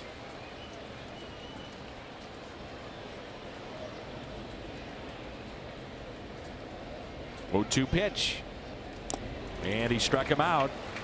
How about that? Here in the 6th inning, he strikes out the side. Hudson coming on when we come back.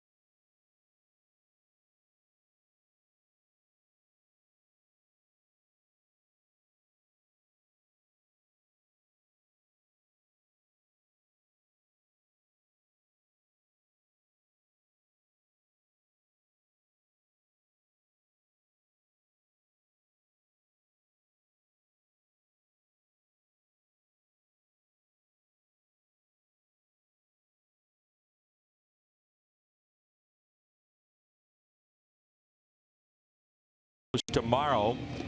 Blues take the ice for training camp in the newly renovated Enterprise Center and stop by the Fox Sports Midwest booth and sign the Blues bench sign. For more information, head to stlouisblues.com.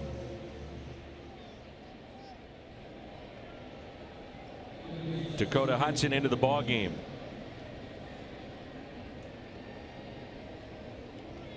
Chevy called to the pen.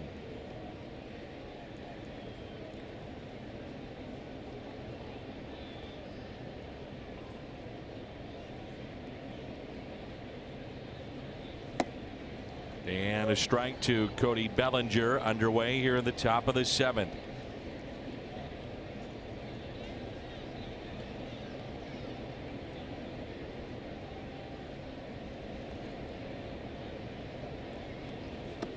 And he hits him on the foot.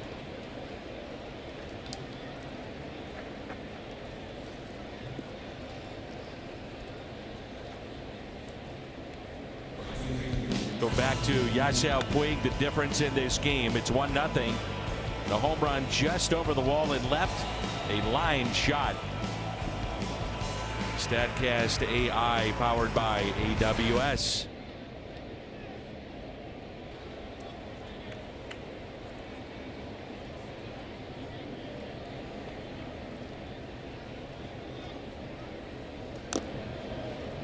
And one caught Molina.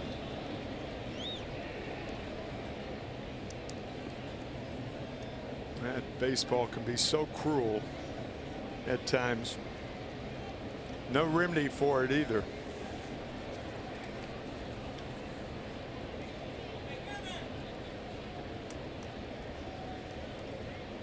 Looked like the left foot got his left hamstring is a major problem. Why he only caught 4 innings last night.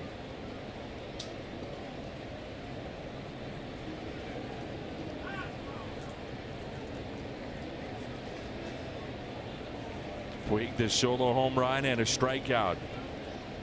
A 1-run ball game.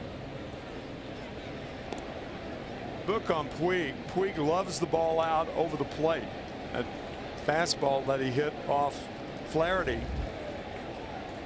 Jack Flaherty gave up 1 home run in 6 innings the last time he faced the Dodgers. That's right. So 2 runs in 12 innings, both home runs. He struck out 18 in the 2 games.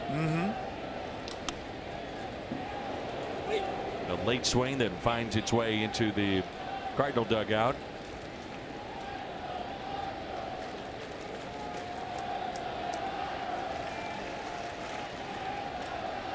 One thing Hudson can do as well as anybody in the bullpen is get a double play because of that sinking action.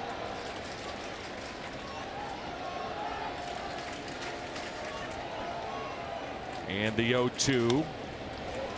Base hit into left. So he's hit a man and a single on an 0-2 pitch.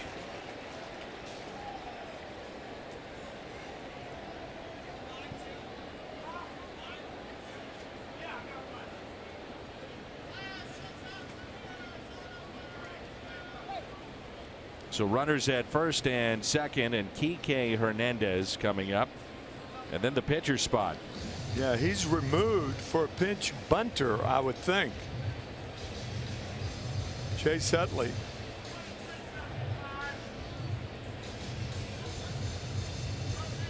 Hernandez had a hit in this game. Rather unusual move for Dave Roberts and the Dodgers. Chase Utley's already announced his retirement.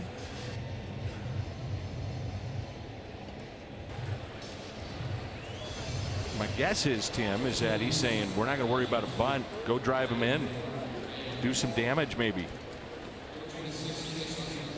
Well, maybe. Yeah. Chase Utley won a world championship with the Phillies. The Cardinals had traded, as part of the Scott Rowland deal, Placido Polanco, who was then at second base for the Phillies. Turned out to be a really good player.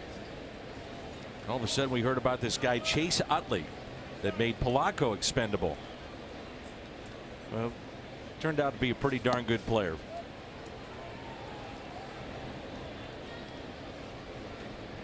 Much respected guy. Terrific career. Cardinals want the ground ball at an infielder.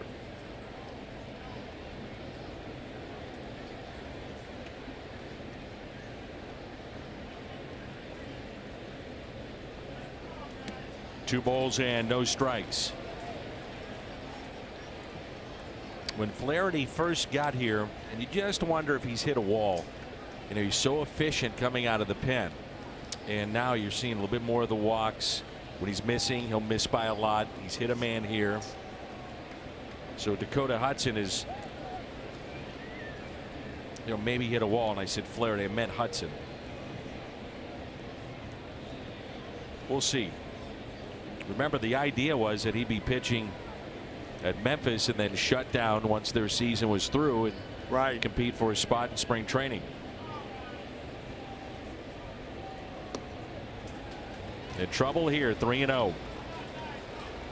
Nobody up in the Cardinals pen, and that may change here shortly. Now the Cardinals in many ways are victims of their own success.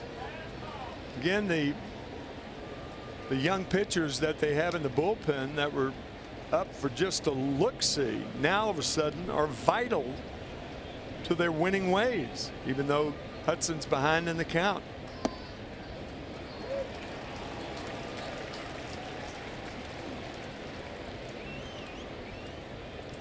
Chris Davis with home run number 42 tonight for the Oakland A's. That's 4 times, I believe. He's hit 40 or more home runs. 3 or 4. Good player. 3-1 pitch. And Utley hits a fly ball out to left. Ozuna over, backs up, makes the catch. Runners will tag up. The throw into third is wide. And runners tag up from first and second to second and third. Yeah, once Ozuna feels the ball, then Bellinger and Puig moved up 90 feet. That ball didn't have a lot of hang time. Harrison Bader tried to get over to make the play, but it would have been a tough play for him, and the throw by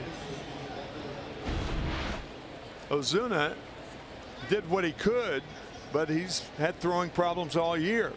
It's better, but it's still bad.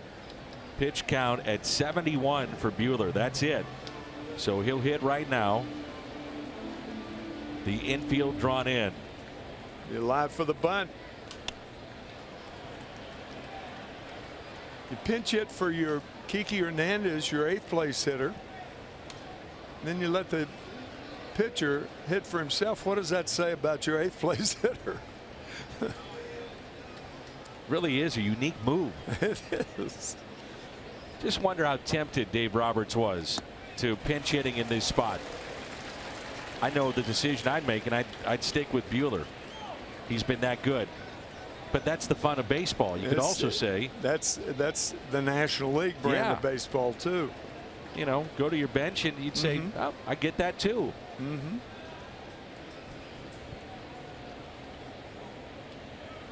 0-2, and he struck him out. So he's 1 out away from getting out of this gym. Peterson coming up.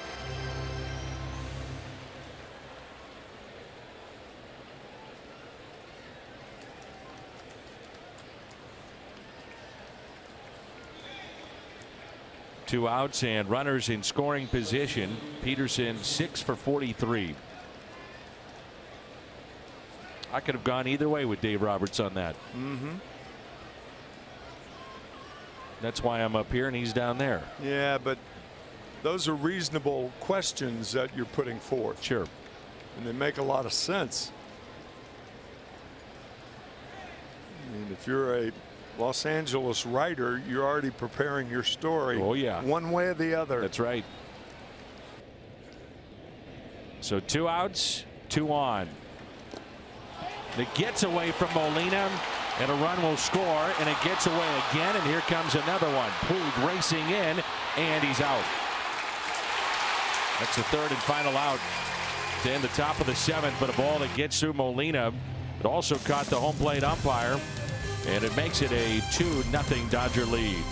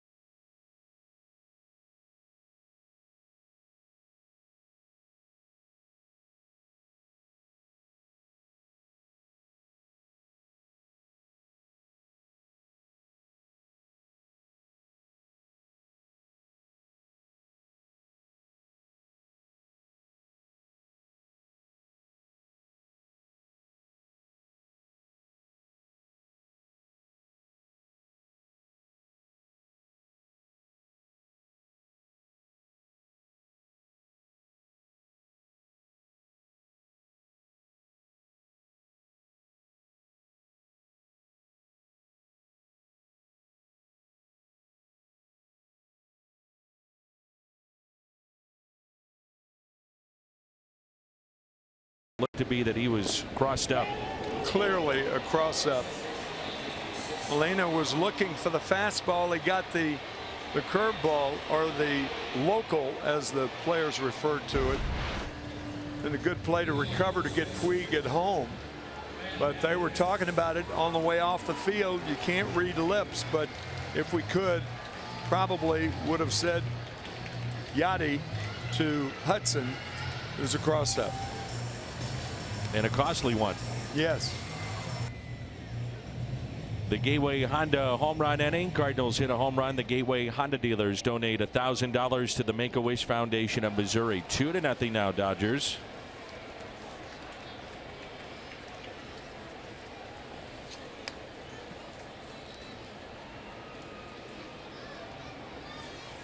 And a strike on Adams.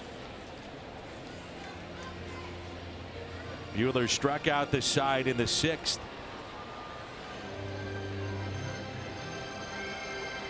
Adams, Ozuna, and DeYoung. 3, 4, and 5 for the Cardinals.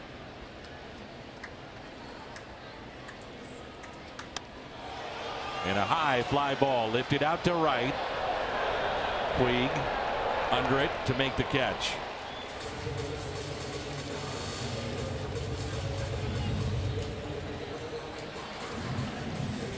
Cardinals with 2 hits tonight. One of those to left field by DeYoung, and an infield hit from Bader, both coming in inning number 5, and that has been it.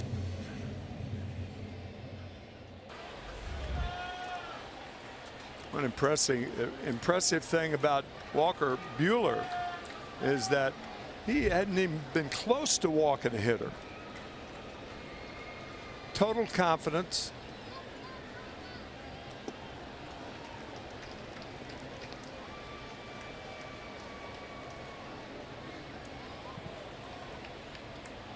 Ozuna twice is grounded out to third.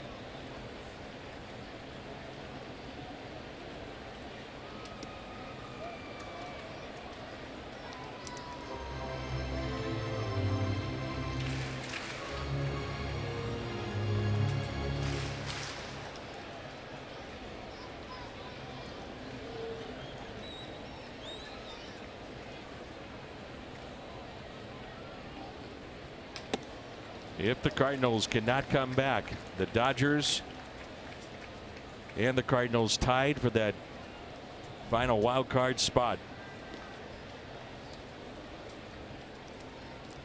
with 2 more games to go in the series. The 2-1 pitch. 2-2. Good slider and a fastball count. Remember, Danny, we were talking about 6 innings ago about, well, you've got to score anyway. The Cardinals haven't come close to scoring with the exception of the 5th inning. No base runners in any other inning.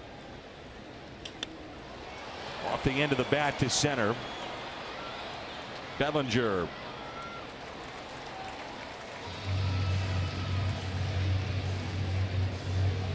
The last Budweiser Bash of the season, Tuesday, September 25th in the Budweiser Terrace. You can purchase a theme ticket to Budweiser Bash on September 25. Get a bobblehead and autograph from former Cardinal Ryan Ludwig. Tickets at cardinals.com/budbash.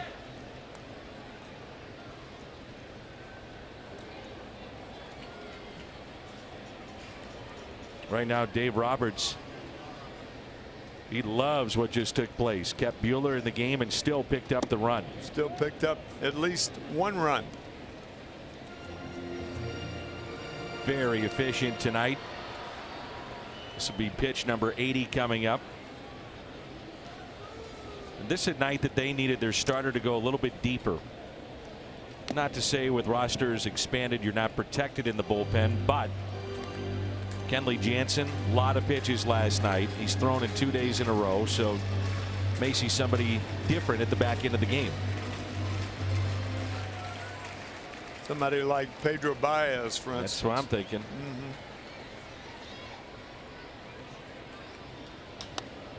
Adam reaching, and another fly ball to Cody Bellinger, and the Cardinals will go quietly 1-2-3.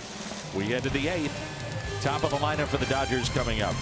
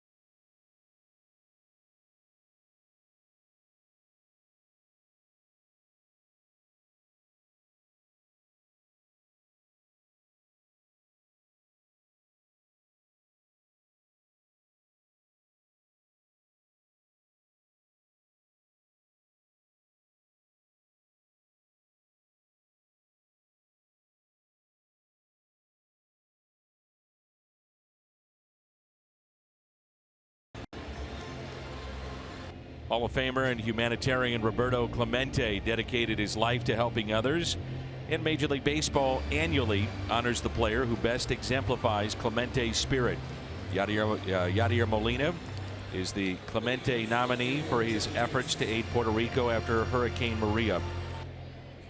Visit MLB.com/Clemente21 to vote for Yadi.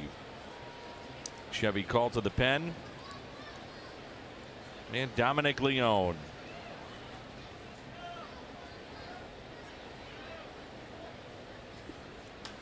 First pitch popped up. Jock Peterson.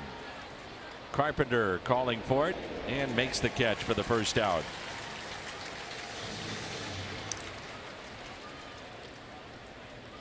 Cardinals will have Wong, Bader, Molina looking ahead to the bottom of the 8th. You're looking for some late inning heroics. Walk, hit by pitch, base runner, anything to get it going. It's something to lead off an inning. Cardinals have not had their leadoff batter on in this game, in any inning. That is so important. We talk about it all the time. You kind of wear it out, but that's the best way to score runs. You get that leadoff man on, and that's where you truly harass a pitcher. Think about the Cardinal offense. The Cardinal offense is not one made of first and third and nobody out. I mean, it's almost like an exception to get an inning like that. First and third and nobody out. Cardinals offense is built around solo home runs. They don't give up a lot of home runs. They get a lot of solo home runs. 2-1 the count on Turner. Walked, singled, and struck out.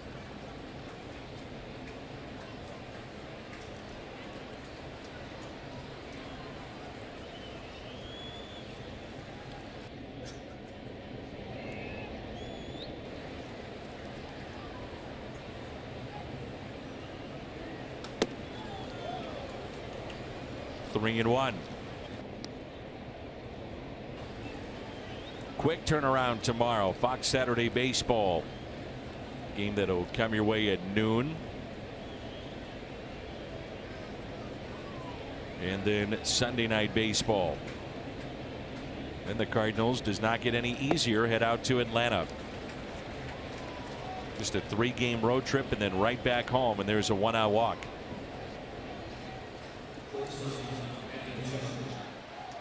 Bought enough food for the entire section?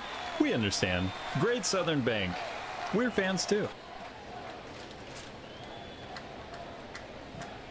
1-out walk in front of Manny Machado. Struck out with a check swing back in the 6th inning. He has struck out twice tonight, grounded into a double play. You can bet, though, because of what happened his last time up, this is an angry at bat by Machado.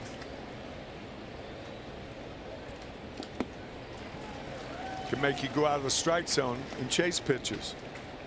Think about his last at bat. He was knocked down, very close pitch, tight from Flaherty. Then he had a bad swing, and then he had a check swing called out by the first base umpire, James Hoy, and he didn't like it. So some anger is built up. Here's the 0-1. Little check swing there that rolls fair. Leone to Adams, and they get the out. The anger remains.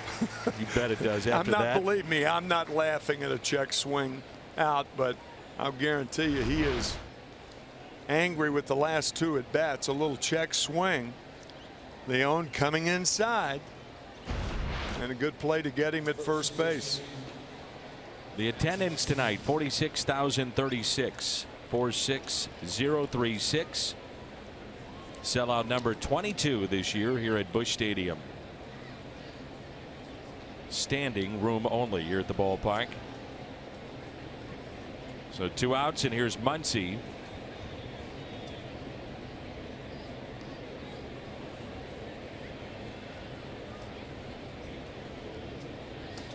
And strike 1.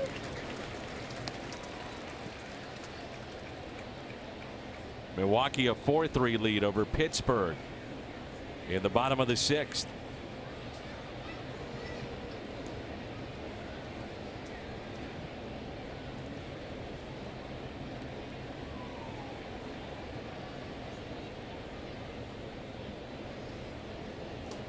Inside. Going to take a lot to keep Milwaukee out of the postseason. Agreed. Well, they are red hot, playing great baseball. Interesting moves at the deadline to bolster their lineup too. Weird moves. Putting guys out of position. Yeah. Here's a 1-1 pitch. And a strike. Think about the moves didn't meet their dire needs, and that was starting pitching. Absolutely. The special school district here in town celebrating SSD's 60th anniversary. Many of those teachers and parents here that help out so many kids throughout our area. 1-2 pitch. Check swing. Did not go. 2-2. 46,000 umpires in the stands disagree with this call. It was close. Oof.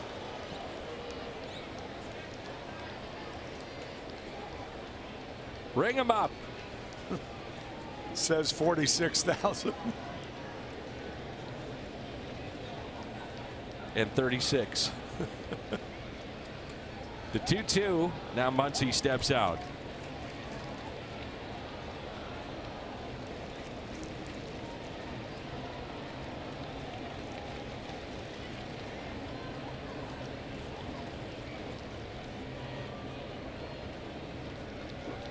Two pitch.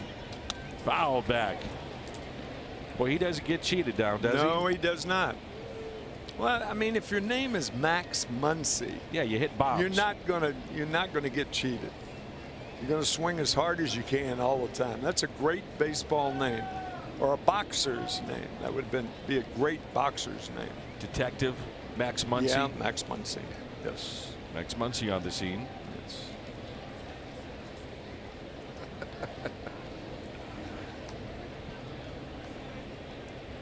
The 2-2. Taken high. And a full count.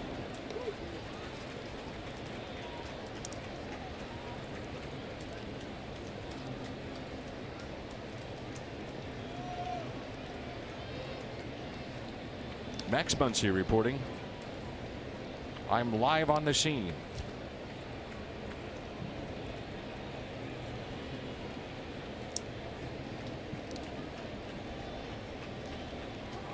Three-two pitch. That's hit out of play. Sounded a little like Edward R. Murrow during the Blitz, 1941, in England. Hello again, everybody. Then there's the great bowler, Roy Munson.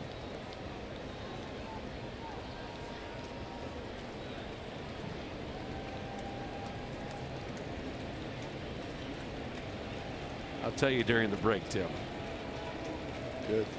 3-2. And that's when you got Munson. You don't want to have that happen. You don't want to get Muncied.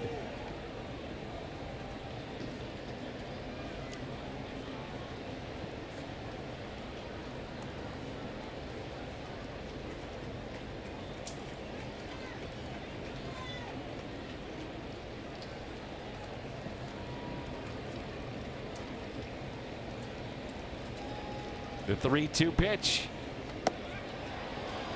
From a check swing.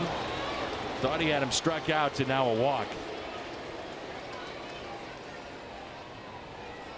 Follow the race to the postseason on MLB.tv. $25.99. Every out-of-market regular season game, plus get a free subscription to MLB At Bat Premium. MLB.tv. But Norris coming on for the Cardinals to relieve Dominic Leone. So 2 on, 2-0 lead with 2 outs here in the 8th.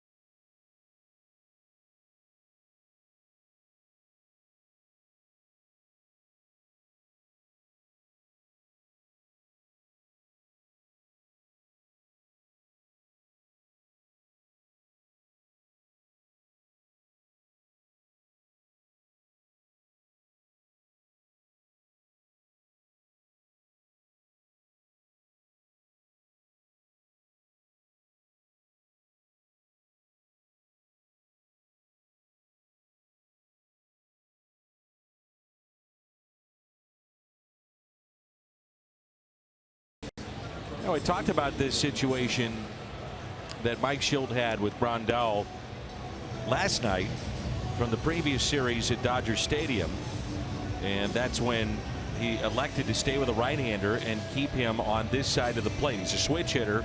Much better hitter left-handed, though.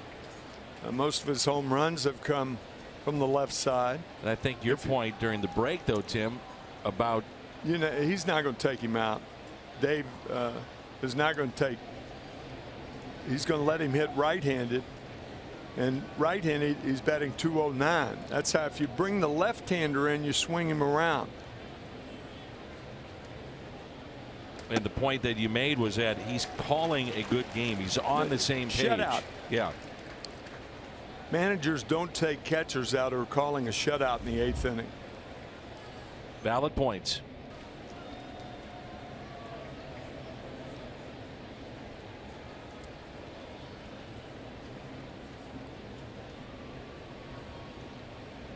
Here's the 0-1 pitch to Grandal. A little bit low.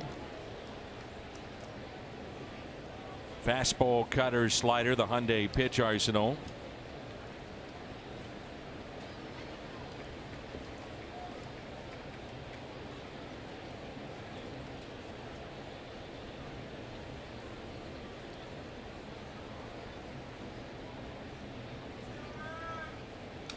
Fouled back and a good cut, 2 strikes. The thing I've noticed with Bud this year, it seems to me, and I haven't talked to him about it, they should, but it seems to me that he reserves one slider for left-handers that more or less backs up, and the one to right-handers goes away from the right-handed batter. A very smart pitcher in that regard. He goes to the breaking ball, it'll be the slider, I would think, right here.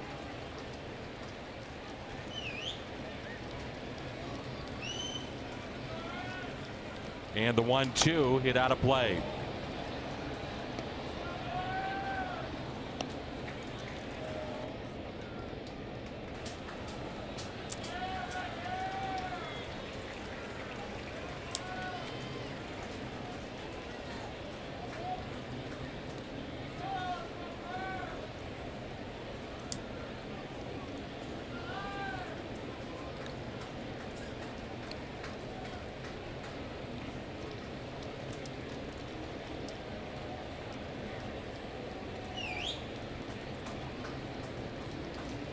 One-two pitch.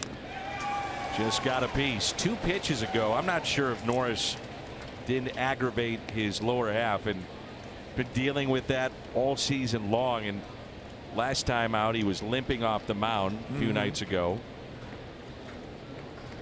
Let's take a look. This is 2 pitches ago. Yeah. Clearly not 100%. No. Something happened.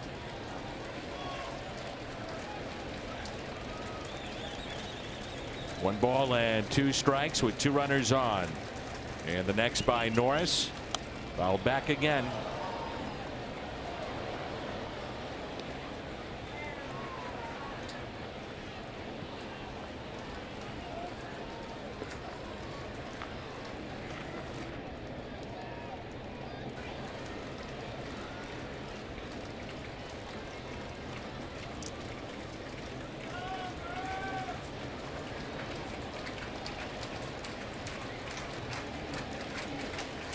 One-two pitch outside, 2-2. Hear it all the time. It's a game of inches. Cliche. Well, in this case, in this inning, what could have gone the Cardinals' way on Muncy with the check swing goes his way, and now here we are still in the inning. Right. And a mound visit from Yadier Molina. Cardinals with 2, I believe, after this one.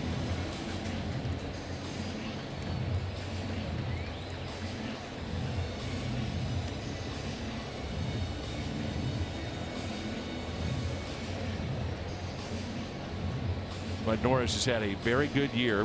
Little hiccup here towards the tail end. back into games, but he's battling right now. Clearly not 100%. He's a battler.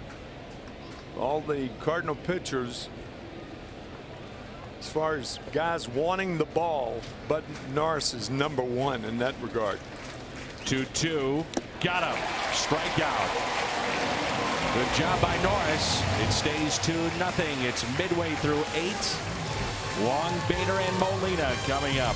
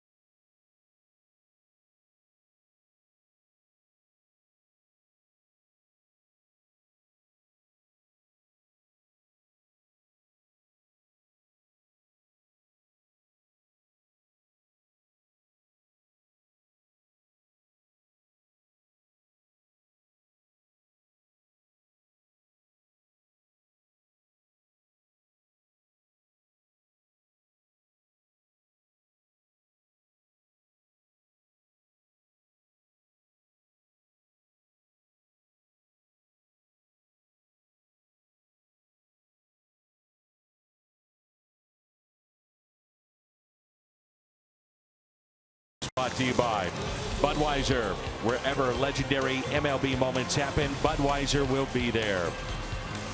Buy Ford, going further so you can.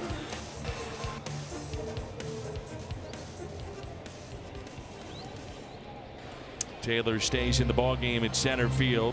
Bellinger to first base.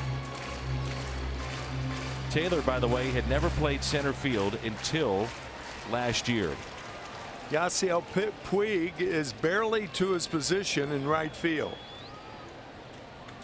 Meandering at a very slow pace. Honestly, he had his back to the infield when Walker Buehler made his pitch. That was a long top of the 8th. Yes, it was. And you know where I'm going with that. Yeah, I was thinking the same thing. Will he show problems throwing the ball over the plate? That's what usually happens if it's a problem. 2-0 popped foul. This is the longest outing of Buehler's career. He'd gone 7 innings 5 times. So here he is into the 8th. Pitch count, no problem. Pitch number 85 right here. And the 2-1. 2-2. A 2-run lead and dropping a 2-1 curveball over to Colton Wong. That'd get a lot of big league hitters. Good pitch. Wong is struck out, fly to right. The 2-2 pitch to the Cardinals second baseman. 3-2. Bader on deck and then Molina.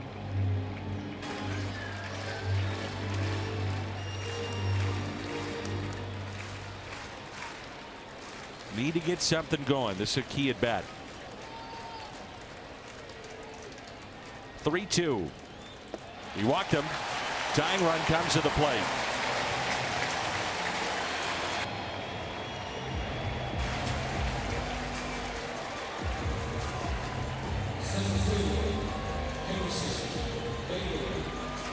Bader with a strikeout and an infield hit. 1 for 2 tonight. Cardinals with 2 hits, both coming in the 5th inning. And 1 walk. That's right. That's it.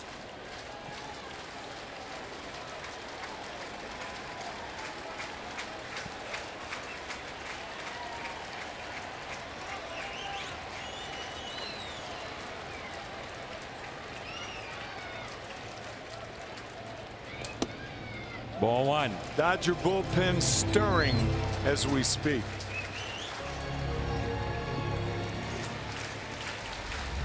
I'd say if he throws ball 2 here, you got to get somebody up. Maybe a Honeycutt visit. Rick Honeycutt, the pitching coach of the Dodgers. 2-0. Zach Roskup now up with a 2-ball, no strike count on Bader.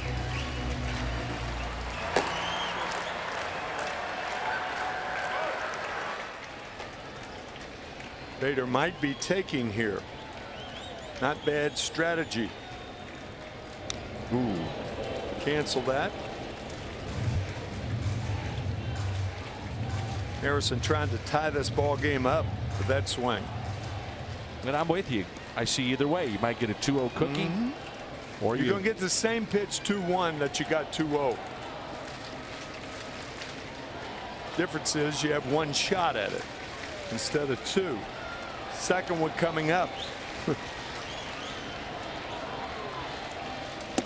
Again, the breaking ball on a 2-1 count. Gosh.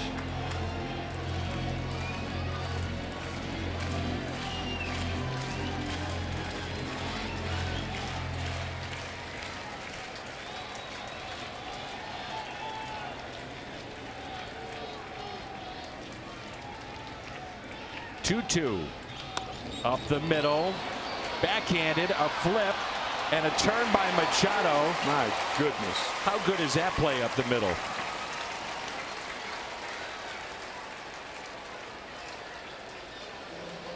This is a big league play.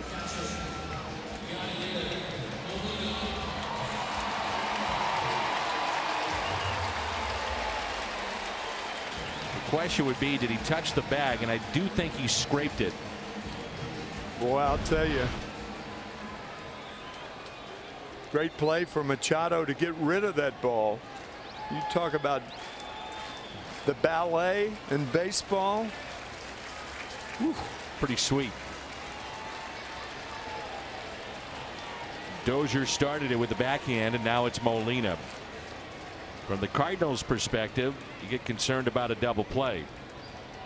And even though you're down 2-0, I wonder, if you wouldn't do this normally, but you do get concerned. Molina hits a lot of ground balls, not running well at all. Would you even think about trying to steal just to get the elimination of the double play? Yeah. It's risky. Yeah, I think you'd counter with that. You'd pinch hit for Yachty before you do that. Breaks his bat and pops it up. Moot point now, and the catch is made. And the batter is Jed Jerko.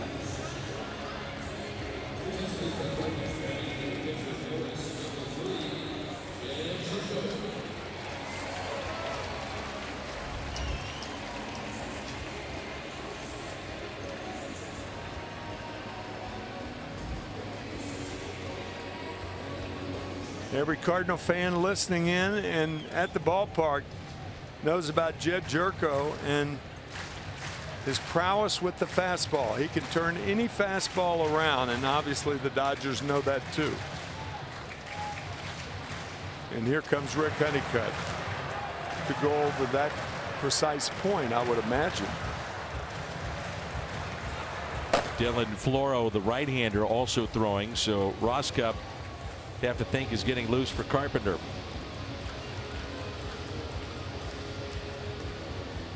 The tying run at the plate, the form of Jed Jerko.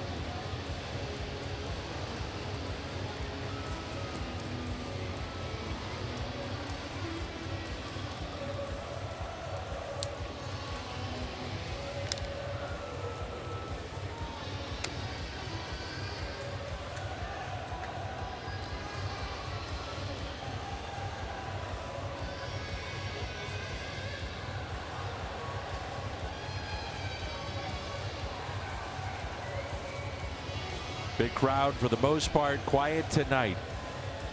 Cardinals 2 hits and a walk.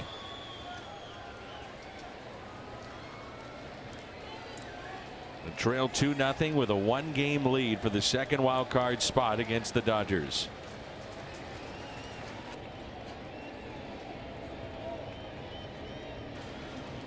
They are deep, and I mean deep in the outfield, all three. No Devils defense, of course, trying to keep everything in front of them and keep Jerko to a single if he hits the ball with straightaway right, center, or left. Kind of like think football with preventing defense prevention.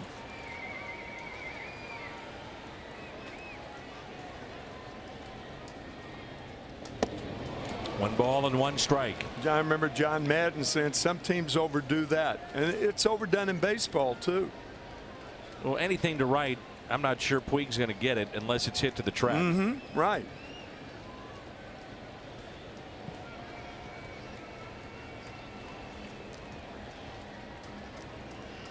And the 1-1. Good breaking ball from Buehler.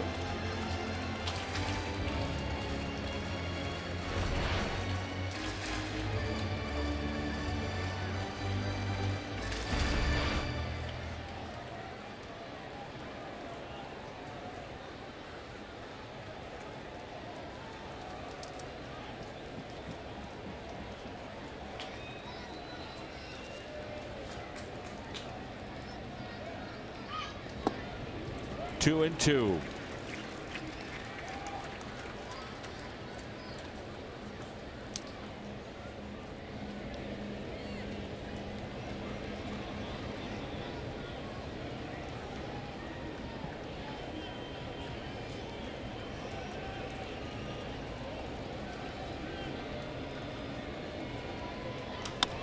Out of play. 98, still throwing hard.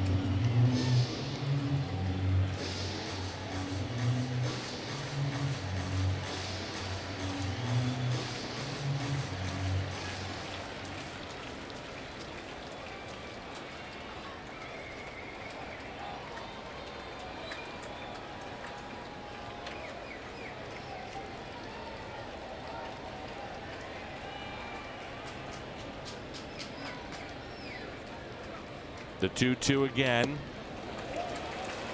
Bader off with his pitch. 3-2 the count with 2 outs. One way or another might be the final pitch for Buehler tonight. Carpenter on deck and a lefty hot and loose in their pen. We'll see.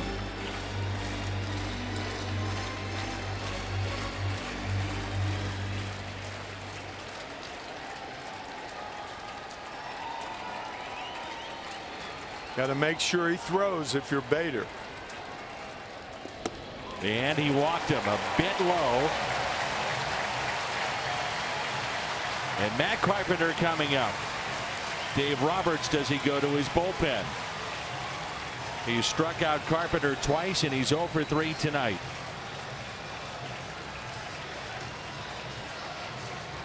Adolis Garcia will be the runner at first base. See Carpenter just looking into that dugout. See if indeed they will go to the lefty, and looks like it's Buehler's game to win or lose.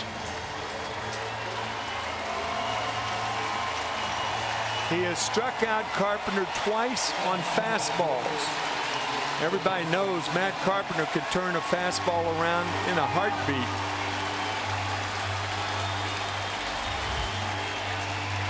Matt has questioned some of those fastballs tonight.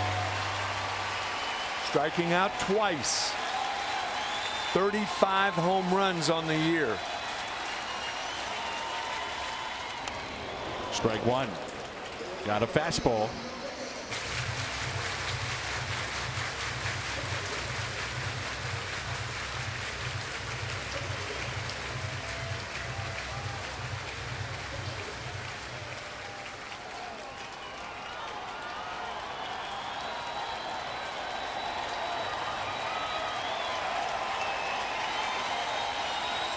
Tremendous speed on the bases.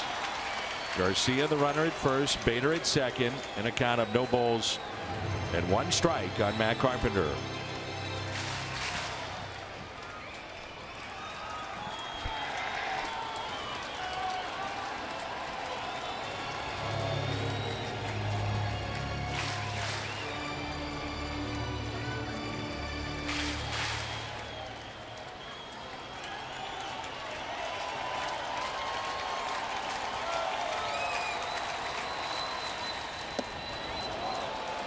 One ball, one strike.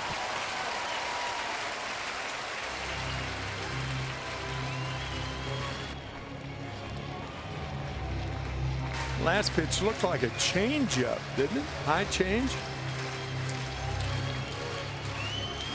It was 97.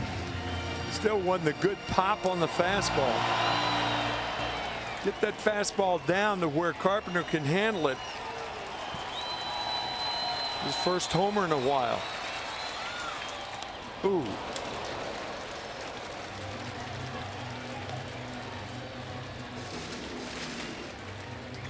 One and two.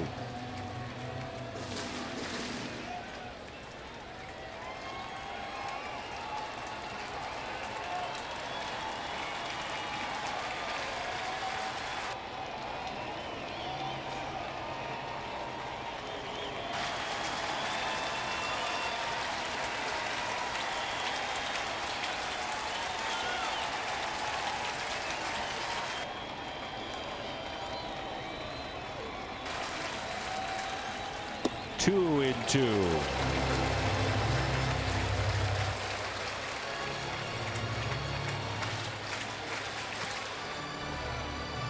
Munoz on deck if Carpenter can extend it.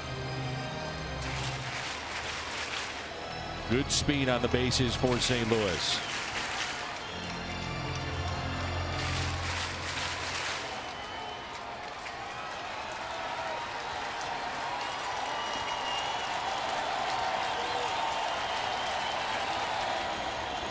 Carpenter a strikeout. Cardinals strand a pair. It's 2-0 as we head to the ninth here at Busch Stadium in St. Louis.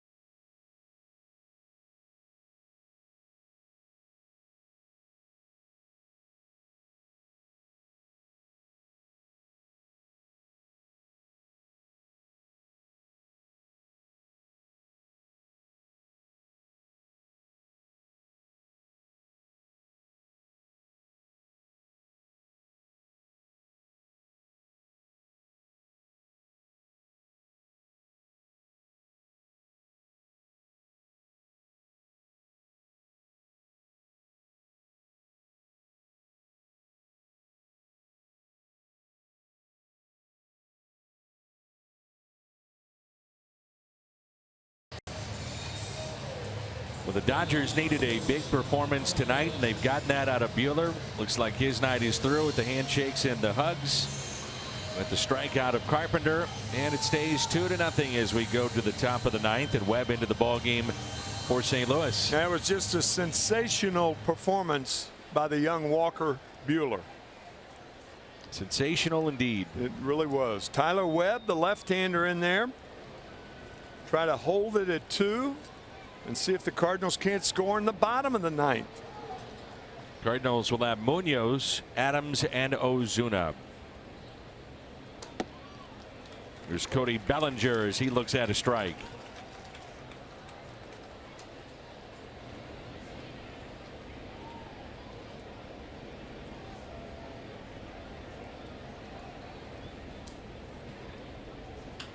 And a ground ball hit to Adams.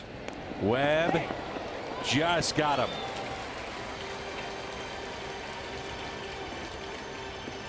I'll tell you, I'd look again at that. What do the Dodgers have to lose? And Bellinger just standing at the bag at first.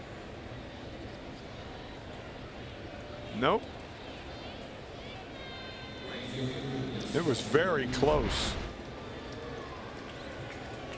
Ooh, but he was out. Good call.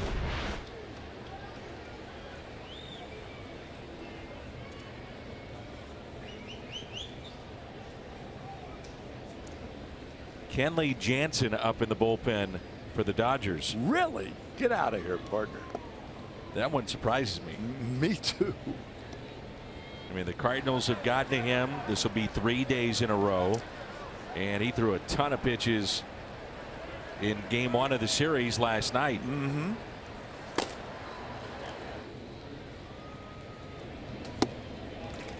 Yasiel Puig is homered tonight, 1 ball and 1 strike. And certainly understand Dave Roberts trying to get him ready for the postseason, if they are in the postseason indeed. But you sure take chances. He's got to beat the Cardinals to get in the postseason.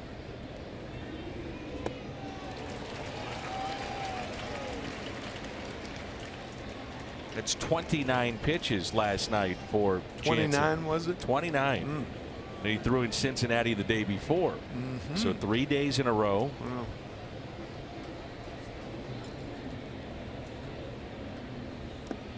So Dave Roberts is saying, look, this is our horse. This is our guy. Our season's on the line. We're pushing him. We get it, but we're going for it. Of course, when he faced the Cardinals, when he just came off the DL on the 22nd of August, and the Cardinals really put a hurting on him in the 9th inning of 2 of the 3 games. That is launched deep left field. And Yasiel Puig has his 2nd home run of the night.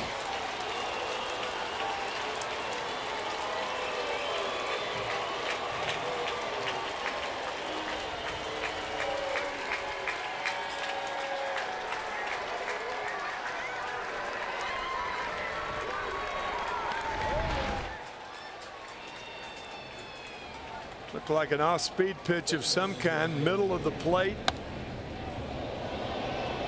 We haven't seen too many balls hit harder than that this year. Got to be like 480, doesn't it? 417. 417. Over the Dodgers bullpen.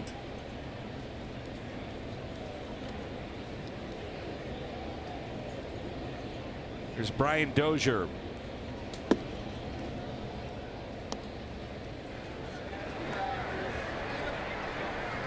Two home runs by Puig tonight. Total of 18 for the year.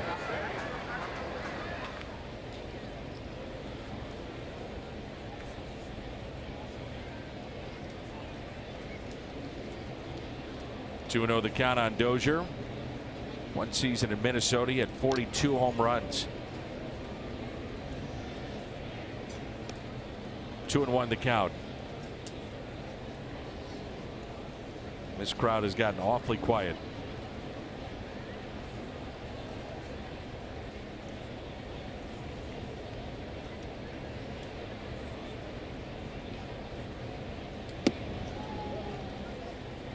Sixth time in his career that he's had a multi-home run game for Puig.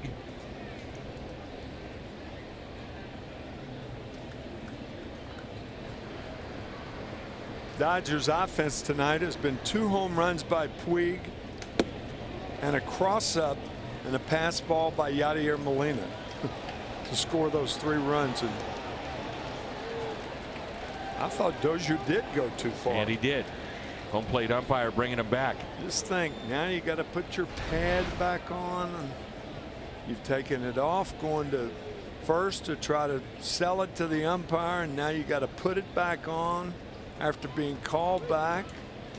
Of course, you being the kind of guy that you are, when you were catching, I'm sure you would have picked up that that pad and said, come on back, man. Yeah, right. Go get him. Right.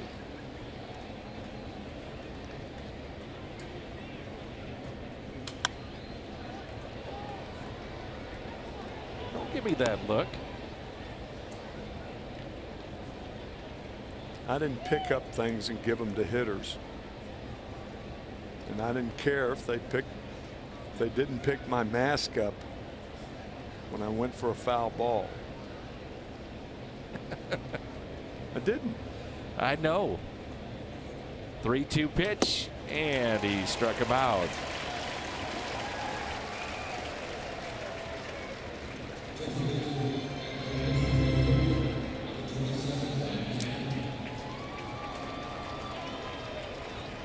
And Matt Kemp, the batter.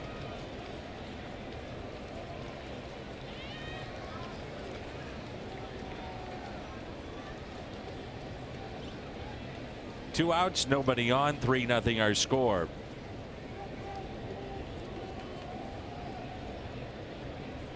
So if the Cardinals cannot come back tonight, go get them John Gant tomorrow in game 3. Yep. Riccio will be throwing for the Dodgers. One curveball after another. You bet. It's a good one too. Yes, it is. Wainwright and Ross Stripling Sunday night.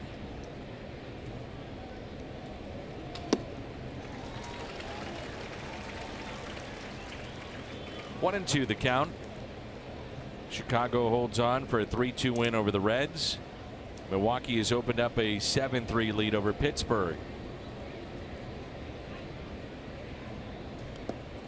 Time's starting to run out, so these head-to-head matchups, some of the biggest games of the year.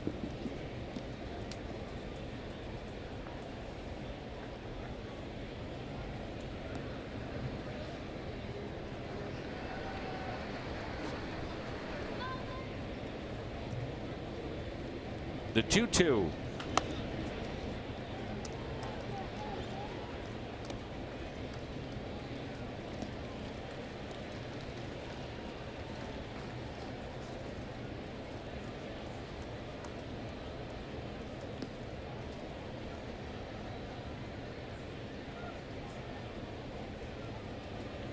The 2-2 pitch. Base hit for Kemp.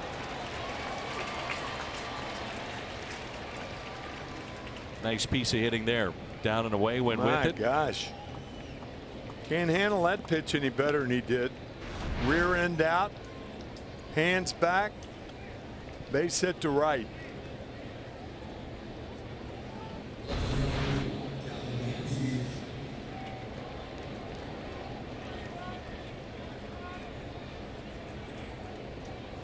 With 2 outs and a runner at first, it's Jock Peterson. And we're back to the top of the lineup for the Dodgers. Peterson 0 for 4 tonight. A time called. And this is the last hitter for Webb, one way or the other, because Justin Turner hits .354 against left-handed pitching, and he's on deck. So I'm sure Mike Schilt will bring a right-hander in.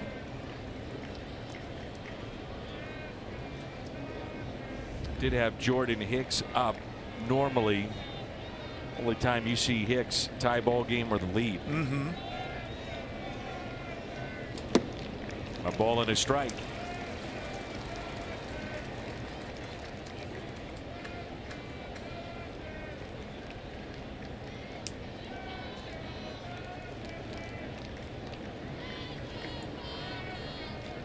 And the 1-1. 2 balls and a strike.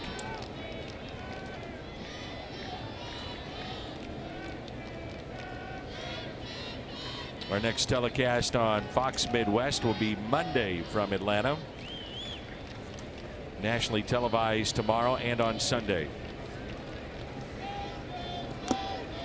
2-2. SunTrust Park in Atlanta.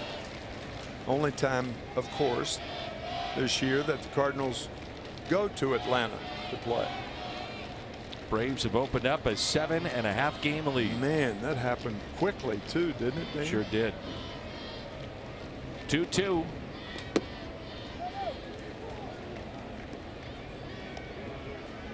You just weren't sure if the Braves are going to hold on. You know, they got off to a good start.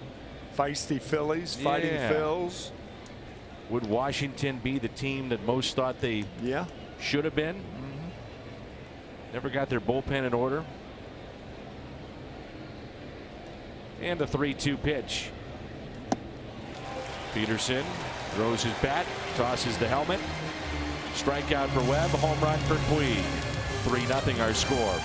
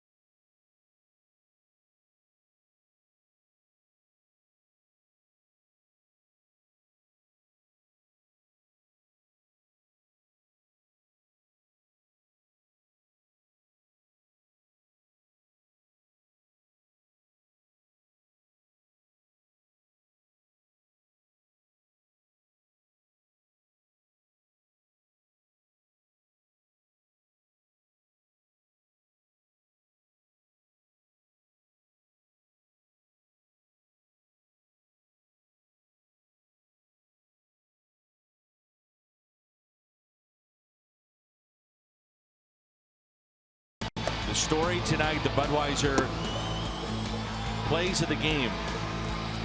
In his pitching, 8 innings, 2 hits, a couple of walks, 9 strikeouts. Fantastic. Yes, he was.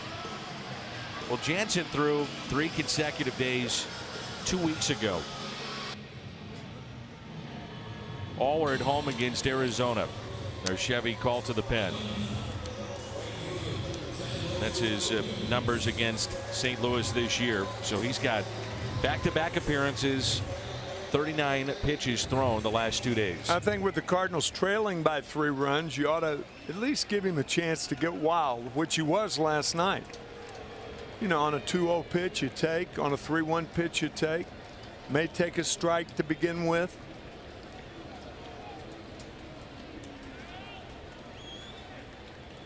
Here's Jairo Munoz to lead it off.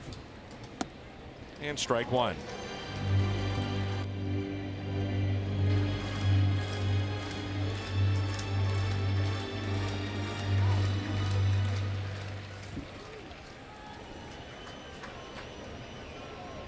$14 to play after tonight.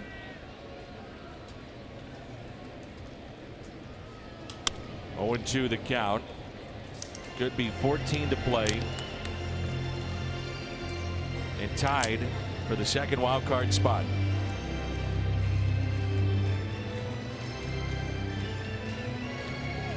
Fifth most comeback wins in the National League this year. 33 for the Cardinals.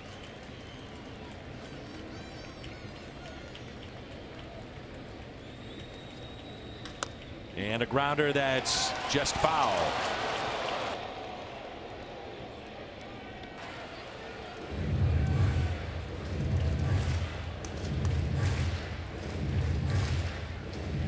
Jairo taking a look down at third baseline and into the outfield. Of course, there's no way he can call a ball like that because he's heading to first. No, it's clearly foul. Hard not to think with your heart here in the 9th inning, isn't it, Danny? Big time. Just want to say, oh, just foul. But it was foul. Yes, it was.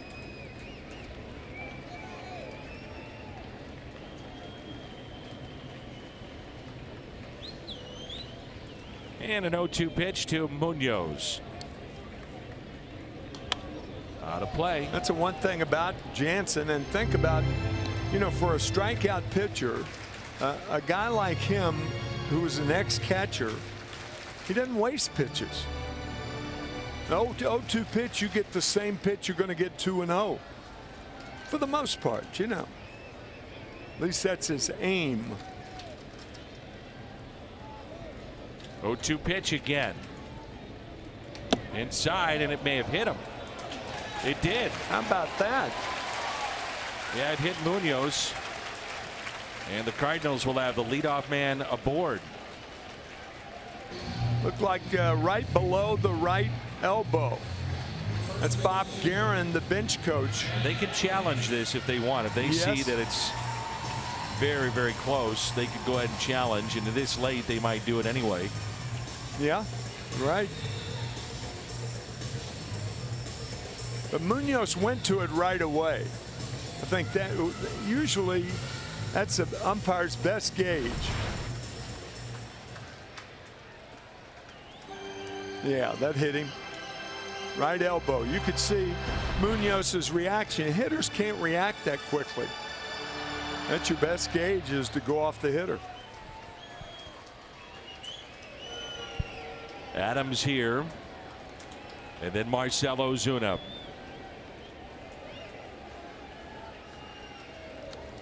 Shift on the right side.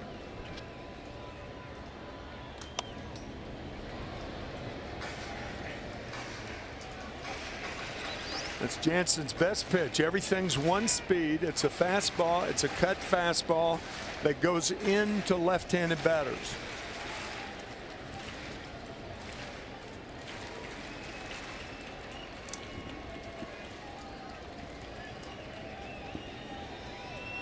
Oh, 1 pitch. Adams lines it, and Munoz, terrific base running to get back. Boy, you are right on the money, partner. 99% of major leaguers would be picked off with that line drive. That'd be a double play ball. But very alert base running. He went back immediately. I just love Munoz's baseball sense. And you may have a, I thought he was back. I don't know. Dodgers go ahead and challenge here. Yeah, why not? That's the length of that first baseman's mitt came in handy for the Dodgers then. I mentioned this the other night. It's a rule that changed the strings on the glove. So let's say a string of the glove, it hits the runner, in this case Munoz. That's not part of the double play in this case. You have to get the glove on the glove, the runner. And the strings don't count. That's right. No strings attached. You got it. Yeah, you actually can see by his wrist, those strings did catch Munoz near the armpit area, but that should not go against Jairo Munoz. Interesting. I didn't know that. Just changed this year.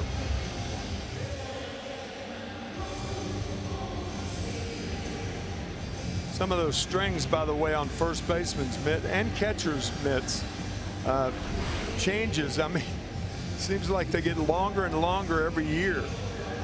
Boy, it's bang bang. I think it might be tough to overturn that. I see nothing corroborating that could overturn that.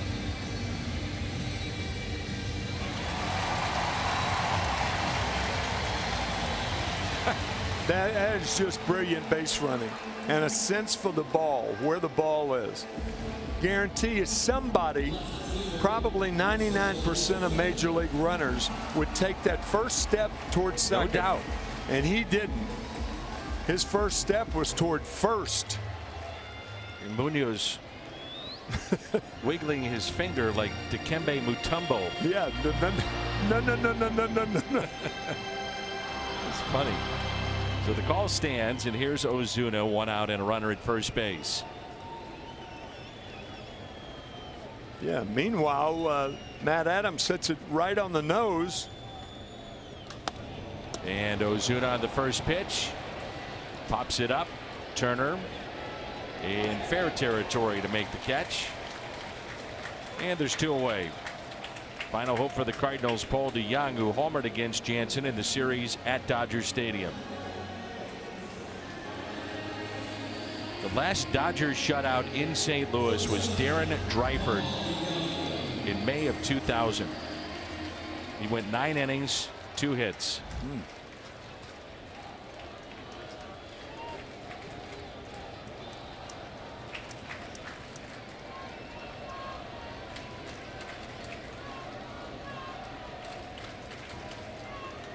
Munoz will take second base, and there's strike 1. Cardinals down to their final out. With a win, the Dodgers would be tied with St. Louis.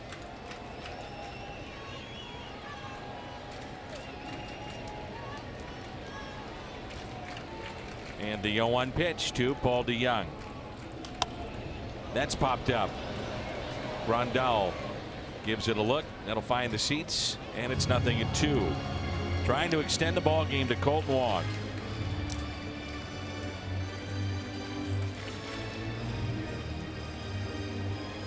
Well, what are you going to do? Only 2 hits. Been out hit 7-2 in the game. Not going to score a lot of runs with 2 hits. Cardinals hoping to keep it alive right here.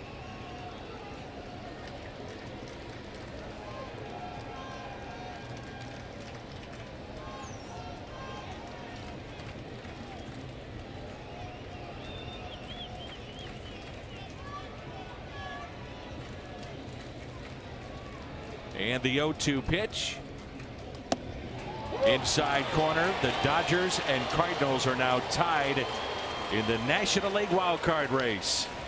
A 3-0 win for the LA Dodgers. They've taken the first 2 of this all-important 4-game set. Stay with us. Missouri Lottery Cardinals Live, the post-game show coming up. 3-0 the final here for game number 2.